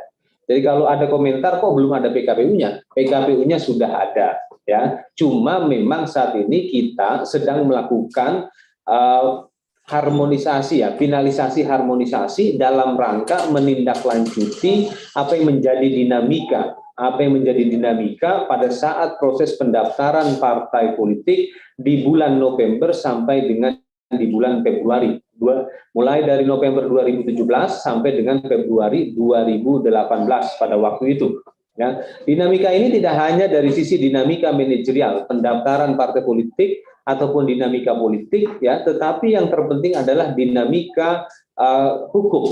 Apa yang dimaksud dengan dinamika hukum? Yaitu terbitnya putusan-putusan dari Bawaslu. Begitu juga dengan putusan PT UN yang tadi sempat Mas Fadli kemukakan ya, yang nanti mungkin kita semua bisa mendalami ya, karena putusan-putusan tersebut menarik untuk kita elaborasi. Jadi PKPU yang saat ini sedang kami finalisasi dalam proses harmonisasi ini dalam rangka merespon itu semua. Ya, kalau tadi ada perdebatan apakah sipol ini wajib atau tidak, ya, apakah nanti verifikasi seperti apa dan sebagainya.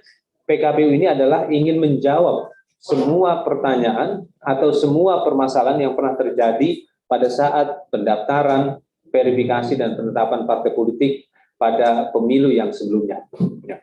Karena kami sadar betul bahwa tahapan ini menjadi milestone, ya, menjadi pijakan utama dalam penyelenggaraan pemilu serentak 2024. Saya sepakat dengan apa yang disampaikan oleh Mas Fadli tadi. Kalau tahapan ini bermasalah, maka tahapan kedepannya juga akan tersandra. Ya, oleh karena itu kami akan bekerja dan melaksanakan proses pendaftaran ini sebagaimana yang menjadi prinsip penyelenggaraan pemilu pada pasal 3 yang di sana ada 11 prinsip. Ya, ada 11 prinsip penyelenggaraan pemilu. Kami akan melaksanakan seperti apa yang tadi Kang Saan Mustafa sampaikan, harus profesional, ya. Ya, karena memang prinsip itu ada di dalam prinsip penyelenggaraan pemilu. Ya. Jadi kami akan berupaya untuk lebih baik, ya, karena prinsip progresivitas juga menjadi salah satu ciri khas dari profesionalisme dalam penyelenggaraan pemilu. Terkait dengan perdebatan sipol, pada kesempatan ini kami ingin menyampaikan, kalau tadi para pembicara dan Mbak Moderator juga mengutip pasal 178 ayat 4. Sebenarnya tidak hanya pasal 178 ayat 4, tapi juga pasal 174 ayat 3, yang dimana dalam proses verifikasi partai politik dan penetapan partai politik, kami diberikan kewenangan untuk ya, diberikan kewenangan untuk membuat peraturan KPU. Saya sangat sependapat dan terima kasih kepada Mas Fadli tadi yang menegaskan bahwa SIPOL ya ini urusannya KPU, karena kami diberikan kewenangan dalam merumuskan aturan-aturan teknis. Ya, SIPOL kami akan gunakan untuk verifikasi. Tidak hanya verifikasi administratif, tapi juga akan kami jadikan landasan dalam verifikasi faktual nanti. Ya, karena dalam verifikasi faktual kami tidak sekedar menentukan besaran sampel, tapi kami juga akan melakukan sampling atau pencuplikan siapa yang akan kami lakukan verifikasi faktual. Selain kami akan melakukan verifikasi faktual terhadap kepengurusan, terhadap alamat kantor, ya, serta keterwakilan perempuan untuk di pusat itu bersifat wajib dan di tingkat daerah itu bersifat opsional. Dan pada kesempatan ini kami ingin menyampaikan kepada publik berdasarkan pengamatan kami, ternyata komitmen partai politik untuk melakukan gender mainstreaming atau pengarus utamaan gender, ya, itu terrepresentasi dari kepengurusan yang sekurang-kurangnya 30% pada level daerah, provinsi maupun kabupaten kota itu sudah nampak mainstreamingnya, ya. Jadi pengarus utamanya sudah nampak. Jadi walaupun itu tidak menjadi syarat utama, ya, atau menjadi syarat dalam proses pendaftaran partai politik, keterwakilan perempuan di tingkat provinsi dan kabupaten kota, tetapi partai politik dengan penuh kesadaran memenuhi hal tersebut. Ini menjadi pertanda bahwa ke depan proses demokrasi kita lebih baik dan mudah-mudahan kesetaraan gender dalam komitmen affirmative action bangsa ini dapat terlampaui, ya. Karena pada pemilu sebelumnya kita ketahui affirmative action untuk keterwakilan perempuan di lembaga legislatif itu seperti mengalami pertumbuhan yang tidak baik menurut saya. Pertumbuhannya sedikit sekali, Mas, ya. Dari 18% menjadi 20%, nah, seperti itu. Mudah-mudahan nanti di 2024 affirmative action dapat terlampaui. Kembali kepada persoalan PKPU yang dalam beberapa hari ke depan kami tidak hanya publikasikan, tapi kami juga akan sosialisasikan dan akan kami berikan feedback kepada penyelenggara kami di daerah, karena memang seperti apa yang kami rancang dalam lampiran pertama dalam PKPU tersebut, 1 hari setelah partai politik melakukan pendaftaran partai politik, ya, kami akan langsung melakukan verifikasi administrasi.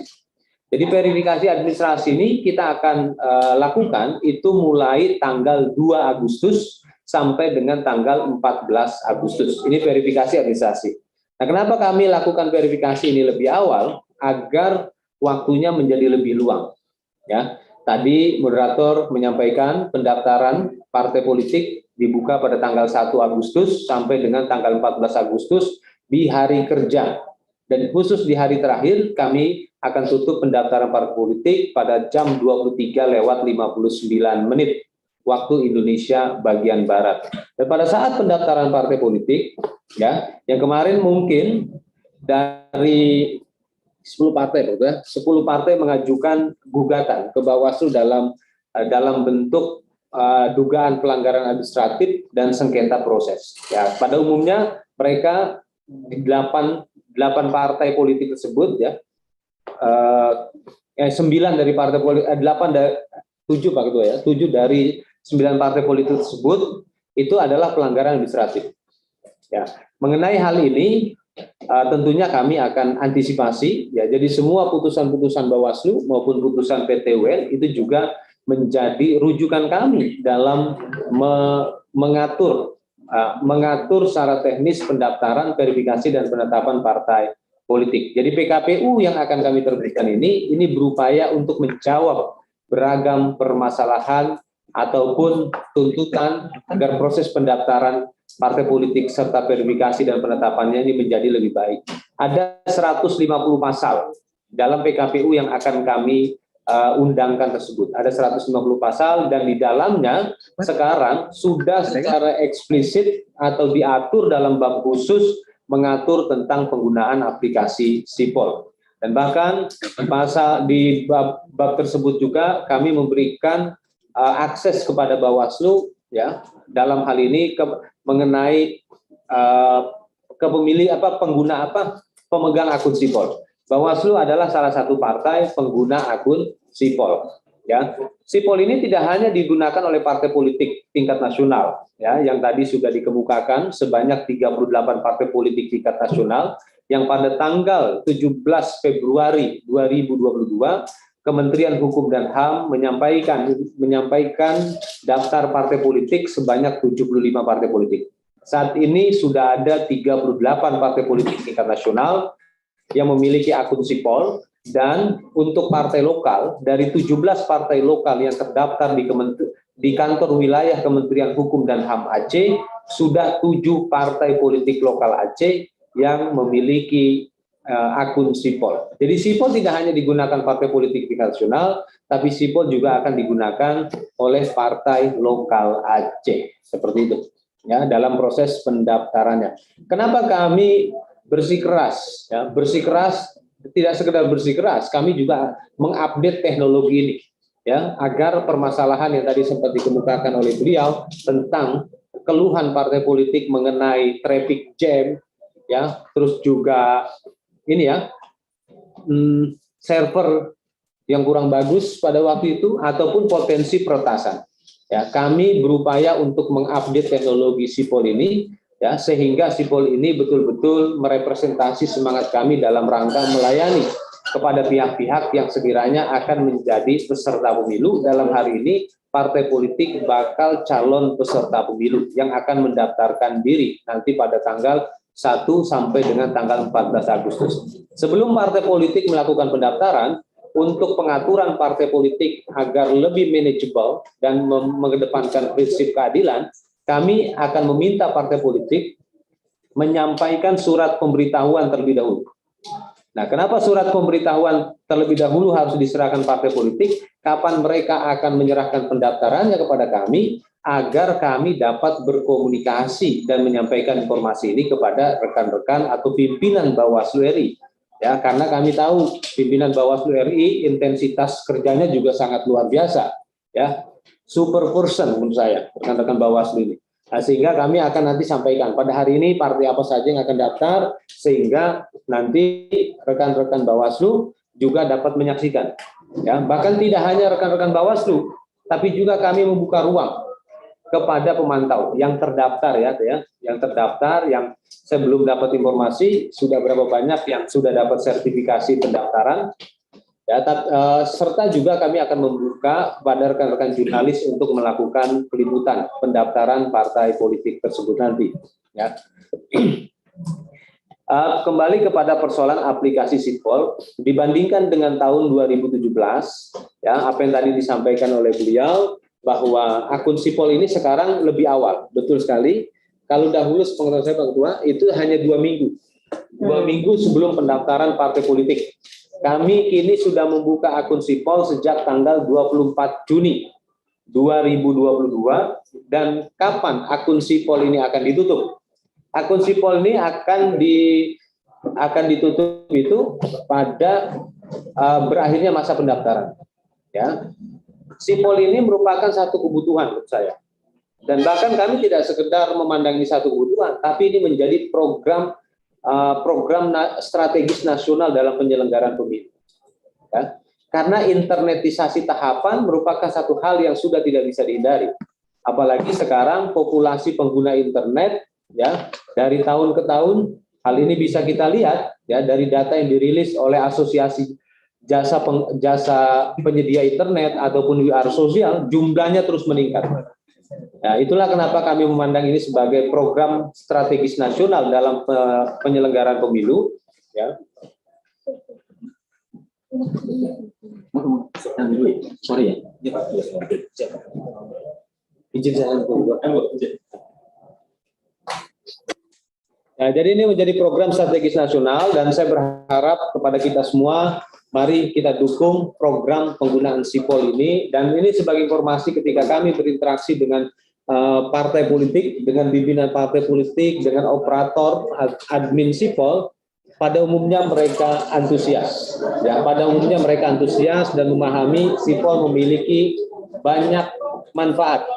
Tidak hanya dalam konteks partisipasi publik, dalam hal ini partisipasi informasi berkaitan dengan dokumen pendaftaran, yang tentunya transparansi informasi ini harus sesuai dengan ketentuan Undang-Undang Nomor 14 Tahun 2008 tentang informasi mana yang harus dirahasiakan atau karena bersifat privat atau informasi yang terkategori sebagai publik.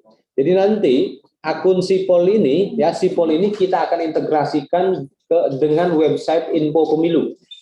Jadi masyarakat secara umum, ya masyarakat luas dapat memantau proses pendaftaran ini melalui website Info Pemilu, dan bahkan nanti apabila data-data dan dokumen yang telah disubmit oleh partai politik, ya maka data tersebut kita akan koneksikan ke website Info Pemilu tersebut, dan masyarakat bisa men-searching apakah namanya ada di dalam aplikasi Sipol atau tidak.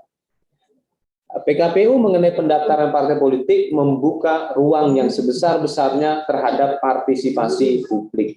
Karena kita ketahui ya keanggotaan partai ya ini merupakan hal yang sangat krusial. Ya. Dalam konteks demokrasi kita ketahui partai sebagai pilar demokrasi.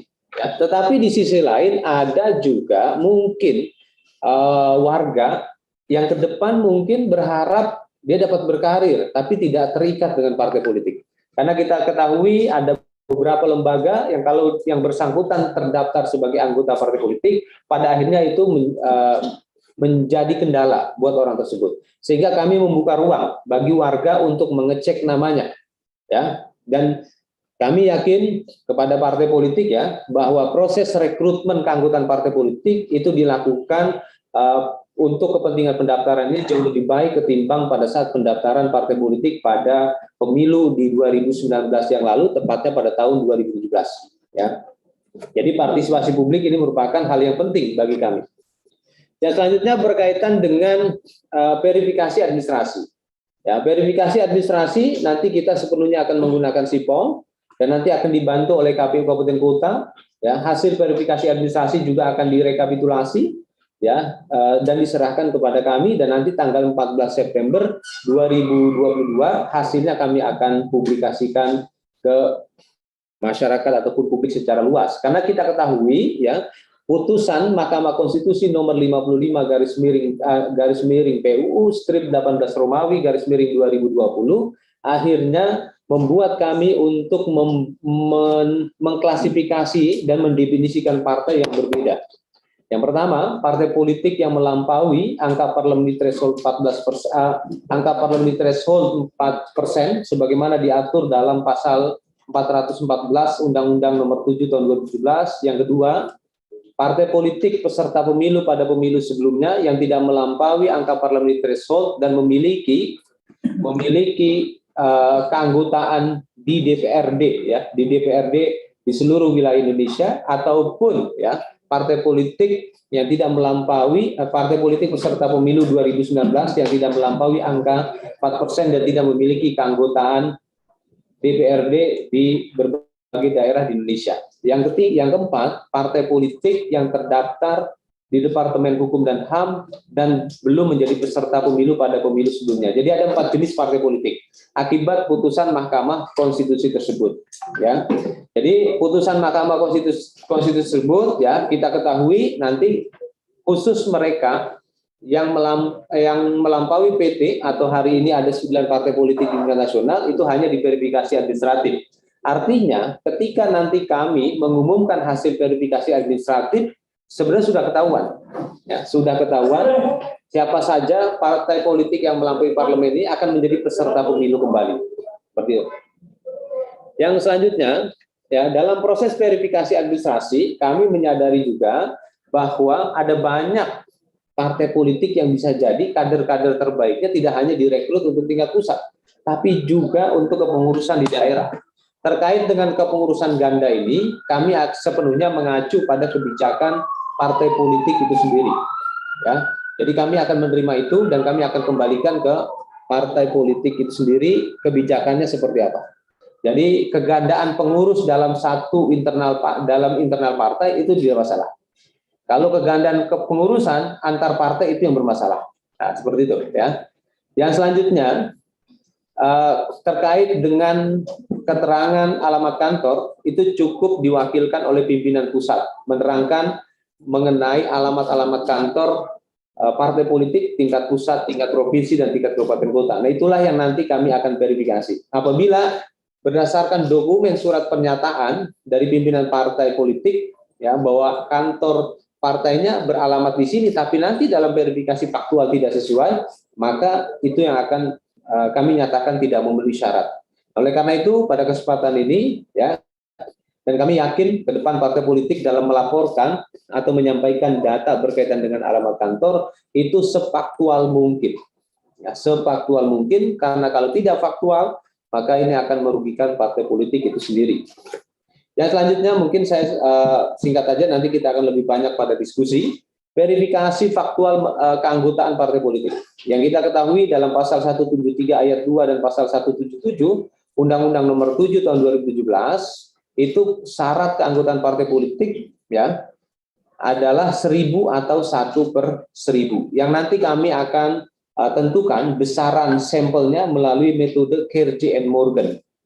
Ya, berbeda dengan pada saat penentuan sampel yang diatur dalam PKPU nomor 6 tahun 2018 yaitu menggunakan simple random sampling. Sekarang kami menggunakan metode Kerji and Morgan. Metode ini merupakan hasil konsultasi kami dengan BPS, Badan Pusat Statistik ya.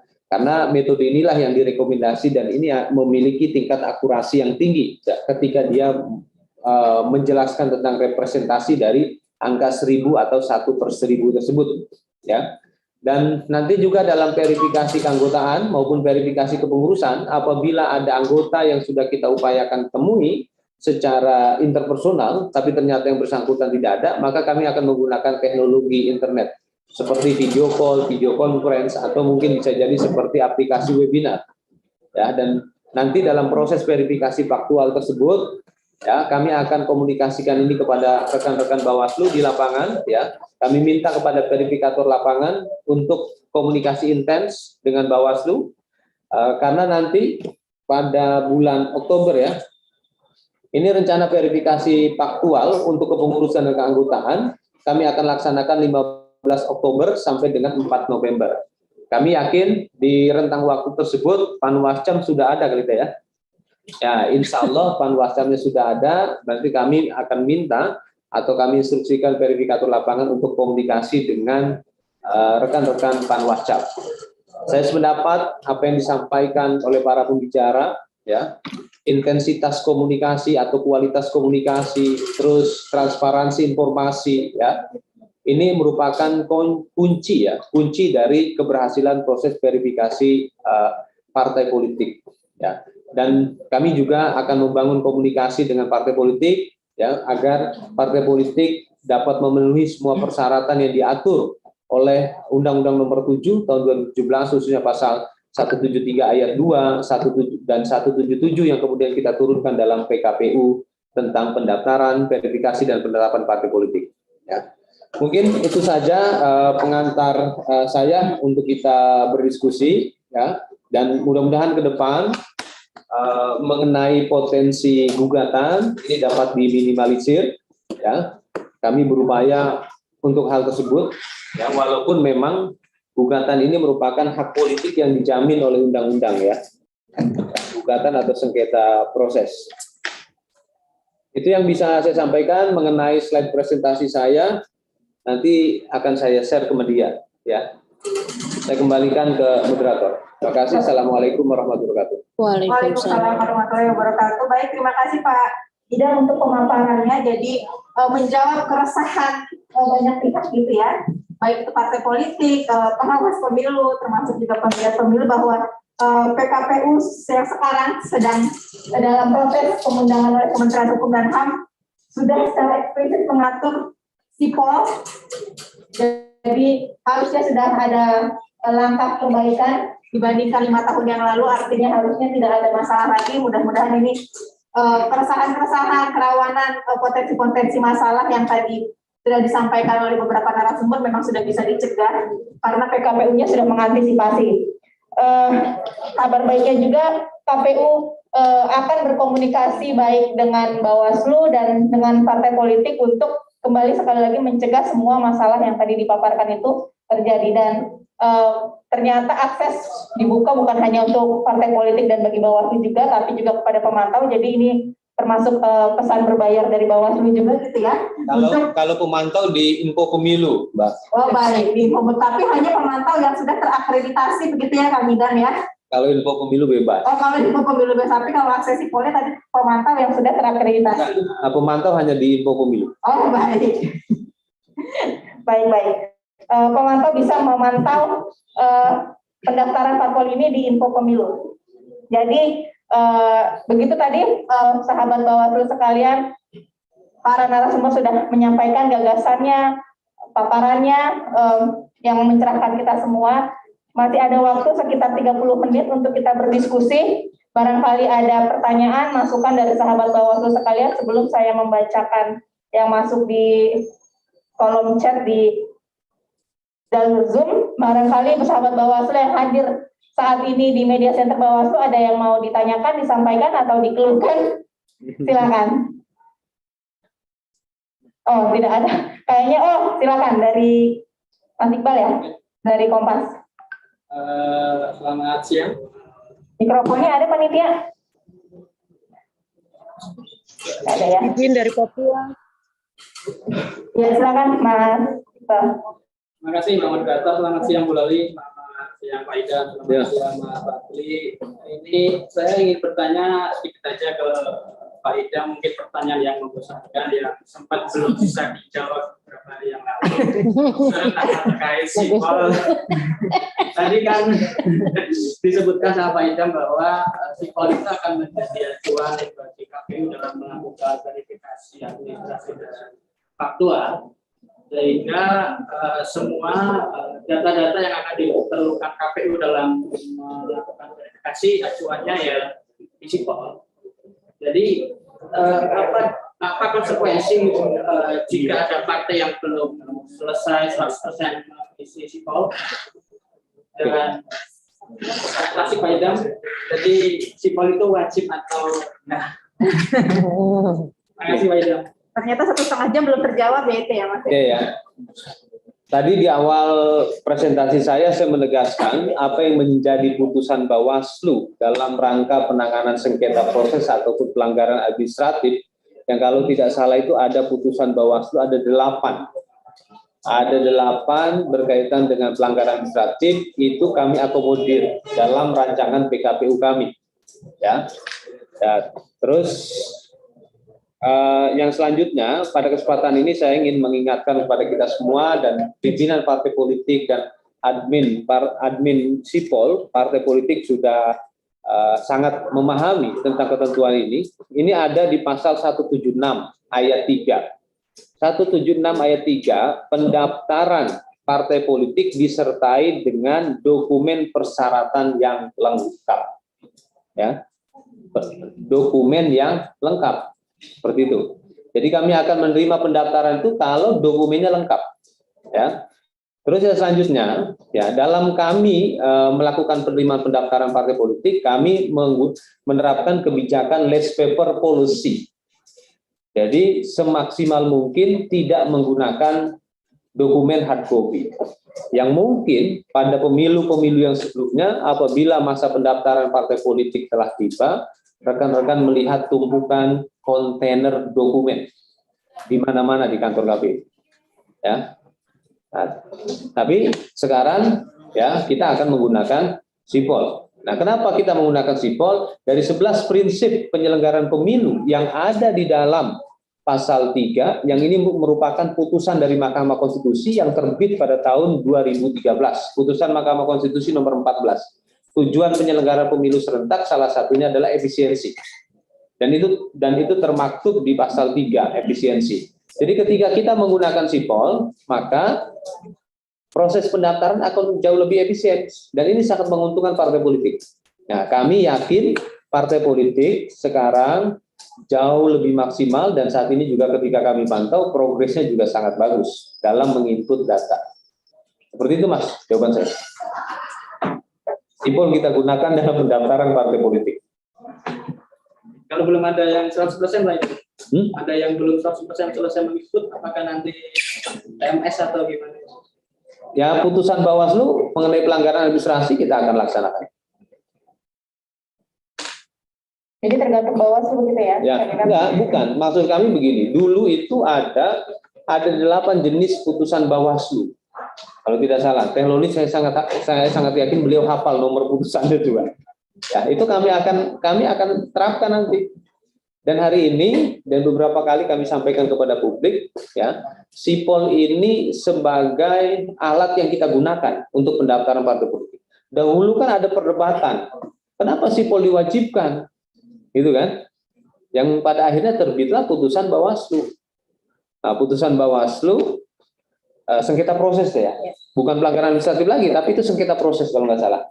Dan yang tadi saya sampaikan, semua putusan Bawaslu berkaitan dengan pelanggaran administrasi, dugaan pelanggaran administrasi maupun berkaitan dengan sengketa proses, itu sudah kami rangkum ada di dalam aplikasi, sudah kami rangkum dan kami tuangkan dalam PKPU yang sebentar lagi diundangkan. Seperti itu. Makasih Mas Iqbal.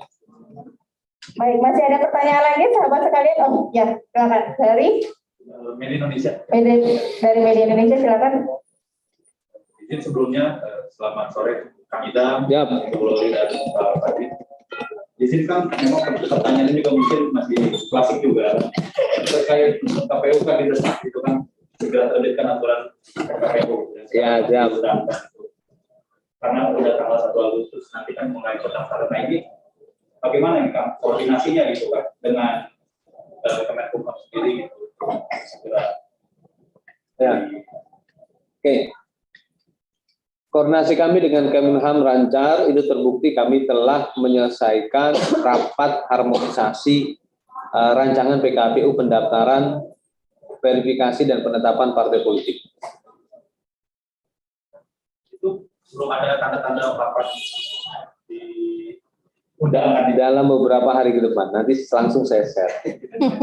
Sabar. Sabar. Mungkin lebih tepat kalau ditanyakan ke sana gitu ya, kalau kita lihat kepentingan ya. Ya cukup tanya ke saya udah cukup. Oh iya. Ya, Kang Idam, saya mohon izin bertanya. Ada beberapa pertanyaan di YouTube dan di Zoom, Kang Idam. Ya. Kalau selama ini katanya Bawaslu tidak diberikan akses soal data NIK.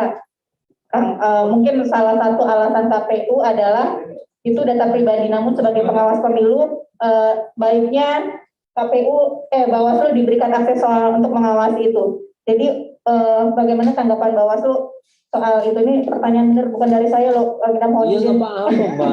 Pertanyaan ke pimpinan kan, ke saya. Bukan, ini pertanyaan ke KPU karena katanya tidak diberikan akses untuk mengawasi NIK. Terima kasih, Bang. Oke. Ya, terkait dengan data pribadi itu diatur dalam Undang-Undang Nomor 14 Tahun 2008. Ya, Undang-Undang Nomor 14 Tahun 2008, dan kami bicara tentang NIK itu pada posisi terberi. Ya, karena pengelola NIK itu adalah yang kementerian yang menangani kependudukan. Itu kan dalam Undang-Undang Admin itu kan demikian. Ya, itu terbukti ketika kami melakukan menjelang proses pemutakhiran daftar pemilih, kami menerima DP4, data penduduk potensial pemilih pemilu. Seperti itu Mas ya, Mas Fadli ya. Artinya posisi kami itu end user. Nah, nanti mungkin ada satu forum khusus lah kita akan mendiskusikan tentang NIK. Ya, pada prinsipnya tentunya dalam bingkai keterbukaan informasi publik yang diatur dalam Undang-Undang Nomor 14 Tahun 2008. Ya, nanti kita akan sediakan forum khusus, ya, termasuk bersama lembaga Komisi Informasi Publik. Seperti itu. Baik, saya mohon izin lagi. Ini kok pertanyaan ke saya? Ya, kalau kali ini kepada jadi ini kepada pimpinan Bawaslu mungkin. Alhamdulillah. Boleh kita surga dulu, barang 3 menit kan? Ya, boleh. Ini pendaftaran parpol katanya sudah akan dimulai, bukan katanya akan dimulai di tanggal 1 Agustus, Bu Loli, tapi di bawah Panwascam belum terbentuk. Itu bagaimana strategi Bawaslu untuk mengawasi itu?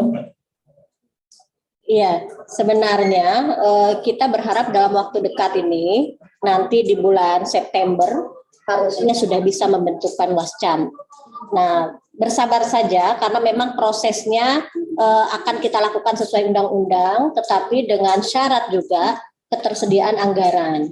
Nah, jadi anggaran untuk pembentukan Panwascam ini yang saat ini sedang kami ajukan sebagai usul penambahan anggaran ya, karena di dalam anggaran di tahun 2022 memang belum ada anggarannya akibat dari proses diskusi kemarin yang agak lama dalam menetapkan kapan pelaksanaan pemilu.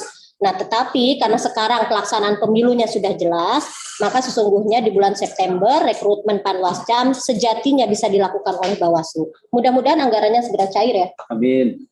Baik, jadi harusnya pembentukan Panwascam bisa nanti harapan Bawaslu disesuaikan dengan semua tahapan ini agar semua level dan semua tahapan ini bisa terawasi.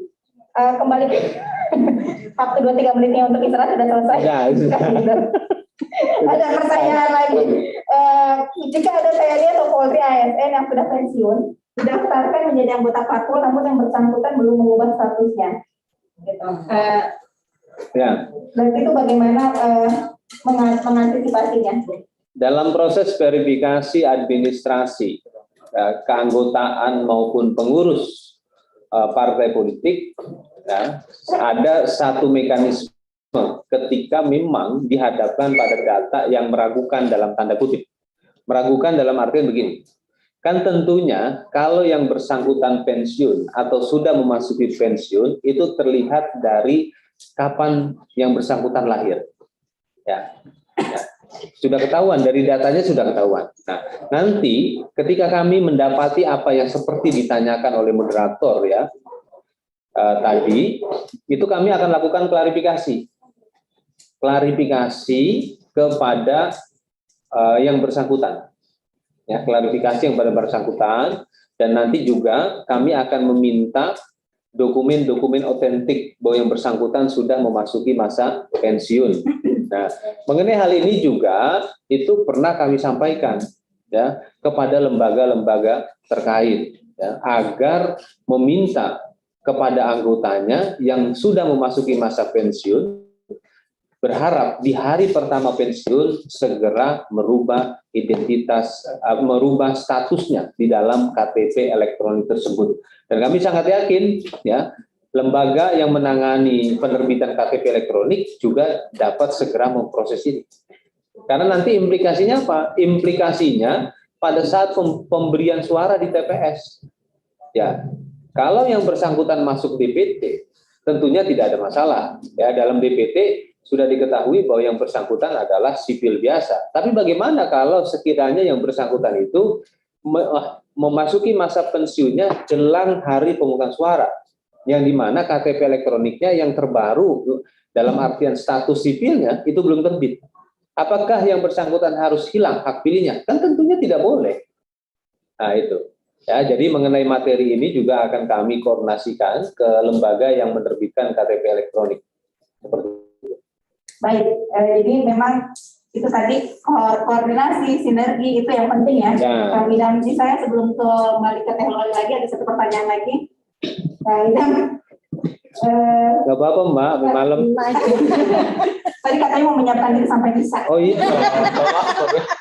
Terjawab. Tadi ada pertanyaan, bagaimana dengan rencana penerapan verifikasi atau pengecekan terhadap keanggotaan parpol oleh masyarakat atau publik yang seperti yang pernah disampaikan oleh Kang Idam beberapa waktu lalu di media begitu. Ya. Jadi nanti ketika data sudah disubmit oleh operator admin sipol partai politik, maka kami akan koneksikan ke website info pemilu yang nanti masyarakat dapat mengecek keanggotaan partai politiknya dengan memasukkan NIK di sana. Apakah namanya yang bersangkutan ada atau tidak? Ya. Seperti itu, Mbak. Jadi misalnya kalau nanti sama saya dicatut gitu ya, dan saya bisa lapor kepada kami bagi-bagi. Dan nanti ada surat pengaduan, kita sediakan form pengaduan. Ya. Baik, ini terakhir kepada Teh Loli, ada 3 daerah otonom baru di Papua. Pertanyaannya adalah bagaimana pengawasannya terhadap parpol di DOB ini, sementara pengawas pemilunya masih hanya ada di 2 provinsi. Iya, kalau Bawaslu, KPU ini kan penyelenggara yang bekerja atas nama mandat konstitusi ya. Jadi kami ini pelaksana undang-undang. Ketika nanti kemudian ada yang kemudian menjadi keputusan politik berkenaan dengan DOB ini, apakah pemilunya akan dilakukan di 2024 atau tidak gitu ya.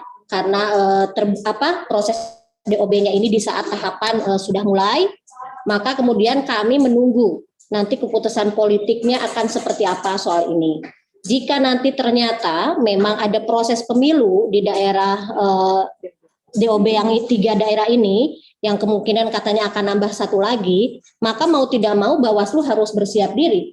Kami perlu menyiapkan, pertama misalnya soal tenaga sekretariat, kantor untuk memastikan bisa bekerja, lalu tim pengawasnya harus terbentuk. Karena itu maka kalau keputusan politik 2024-nya jadi mereka ikut pemilu, maka semuanya akan punya konsekuensi terhadap anggaran, terhadap kesiapan jajaran pengawas pemilu. Nah, kami siap saja. Situasinya akan seperti apa keputusannya, kami pasti akan ikut perintah undang-undang. Seperti itu. Baik, Bawaslu siap saja atas apapun yang diperintahkan undang-undang. Begitu ya, Bu Loli? Yap. Ternyata masih ada 1 pertanyaan lagi, dan ini terakhir ya, Ibu Bawaslu, karena sudah 15.53 ini ya sudah isa. Tadi masih soal akses kepada Bawaslu, Kang Idam. Sejauh apa sih akses yang diberikan kepada Bawaslu itu? Apakah hanya membaca atau membacanya pun juga sejauh apa? Karena katanya substansi verifikasi administrasi itu kan adalah mengecek kelengkapan dokumen parpol. Jadi bagaimana Bawaslu bisa mengakses itu untuk memastikan kebenarannya dan keabsahannya? Ya, tentunya tidak mungkin melakukan pengawasan tanpa membaca, kan gitu kan? Nah, karena ini dokumen. Kalau kami akan berikan akses membaca, berarti ini kan bisa meneliti dokumen. Nah, dalam PKPU kami itu jelas Bawaslu dengan menggunakan akun sipol dapat membaca dokumen seperti itu, Pak. Baik, jadi intinya akses yang diberikan kepada Bawaslu memang adalah akses untuk bisa mengawasi sedalam-dalamnya gitu ya. Membaca untuk mengawasi. Ya. Baik, sahabat Bawaslu, sudah hampir pukul 4 ya, sudah isa. Seperti yang disampaikan oleh Kang Idam, diskusi kita mungkin sampai saat bisa saja. Terima kasih untuk semua partisipasinya, kepada narasumber dan kepada sahabat Bawaslu yang hadir langsung di media center maupun yang hadir di Zoom dan di YouTube. Sampai bertemu lagi di diskusi selanjutnya. Saya mohon maaf jika ada salah. Sekali lagi terima kasih bersama rakyat awasi pemilu, bersama Bawaslu Tegakkan Keadilan Pemilu. Wassalamualaikum warahmatullahi wabarakatuh. Waalaikumsalam warahmatullahi wabarakatuh.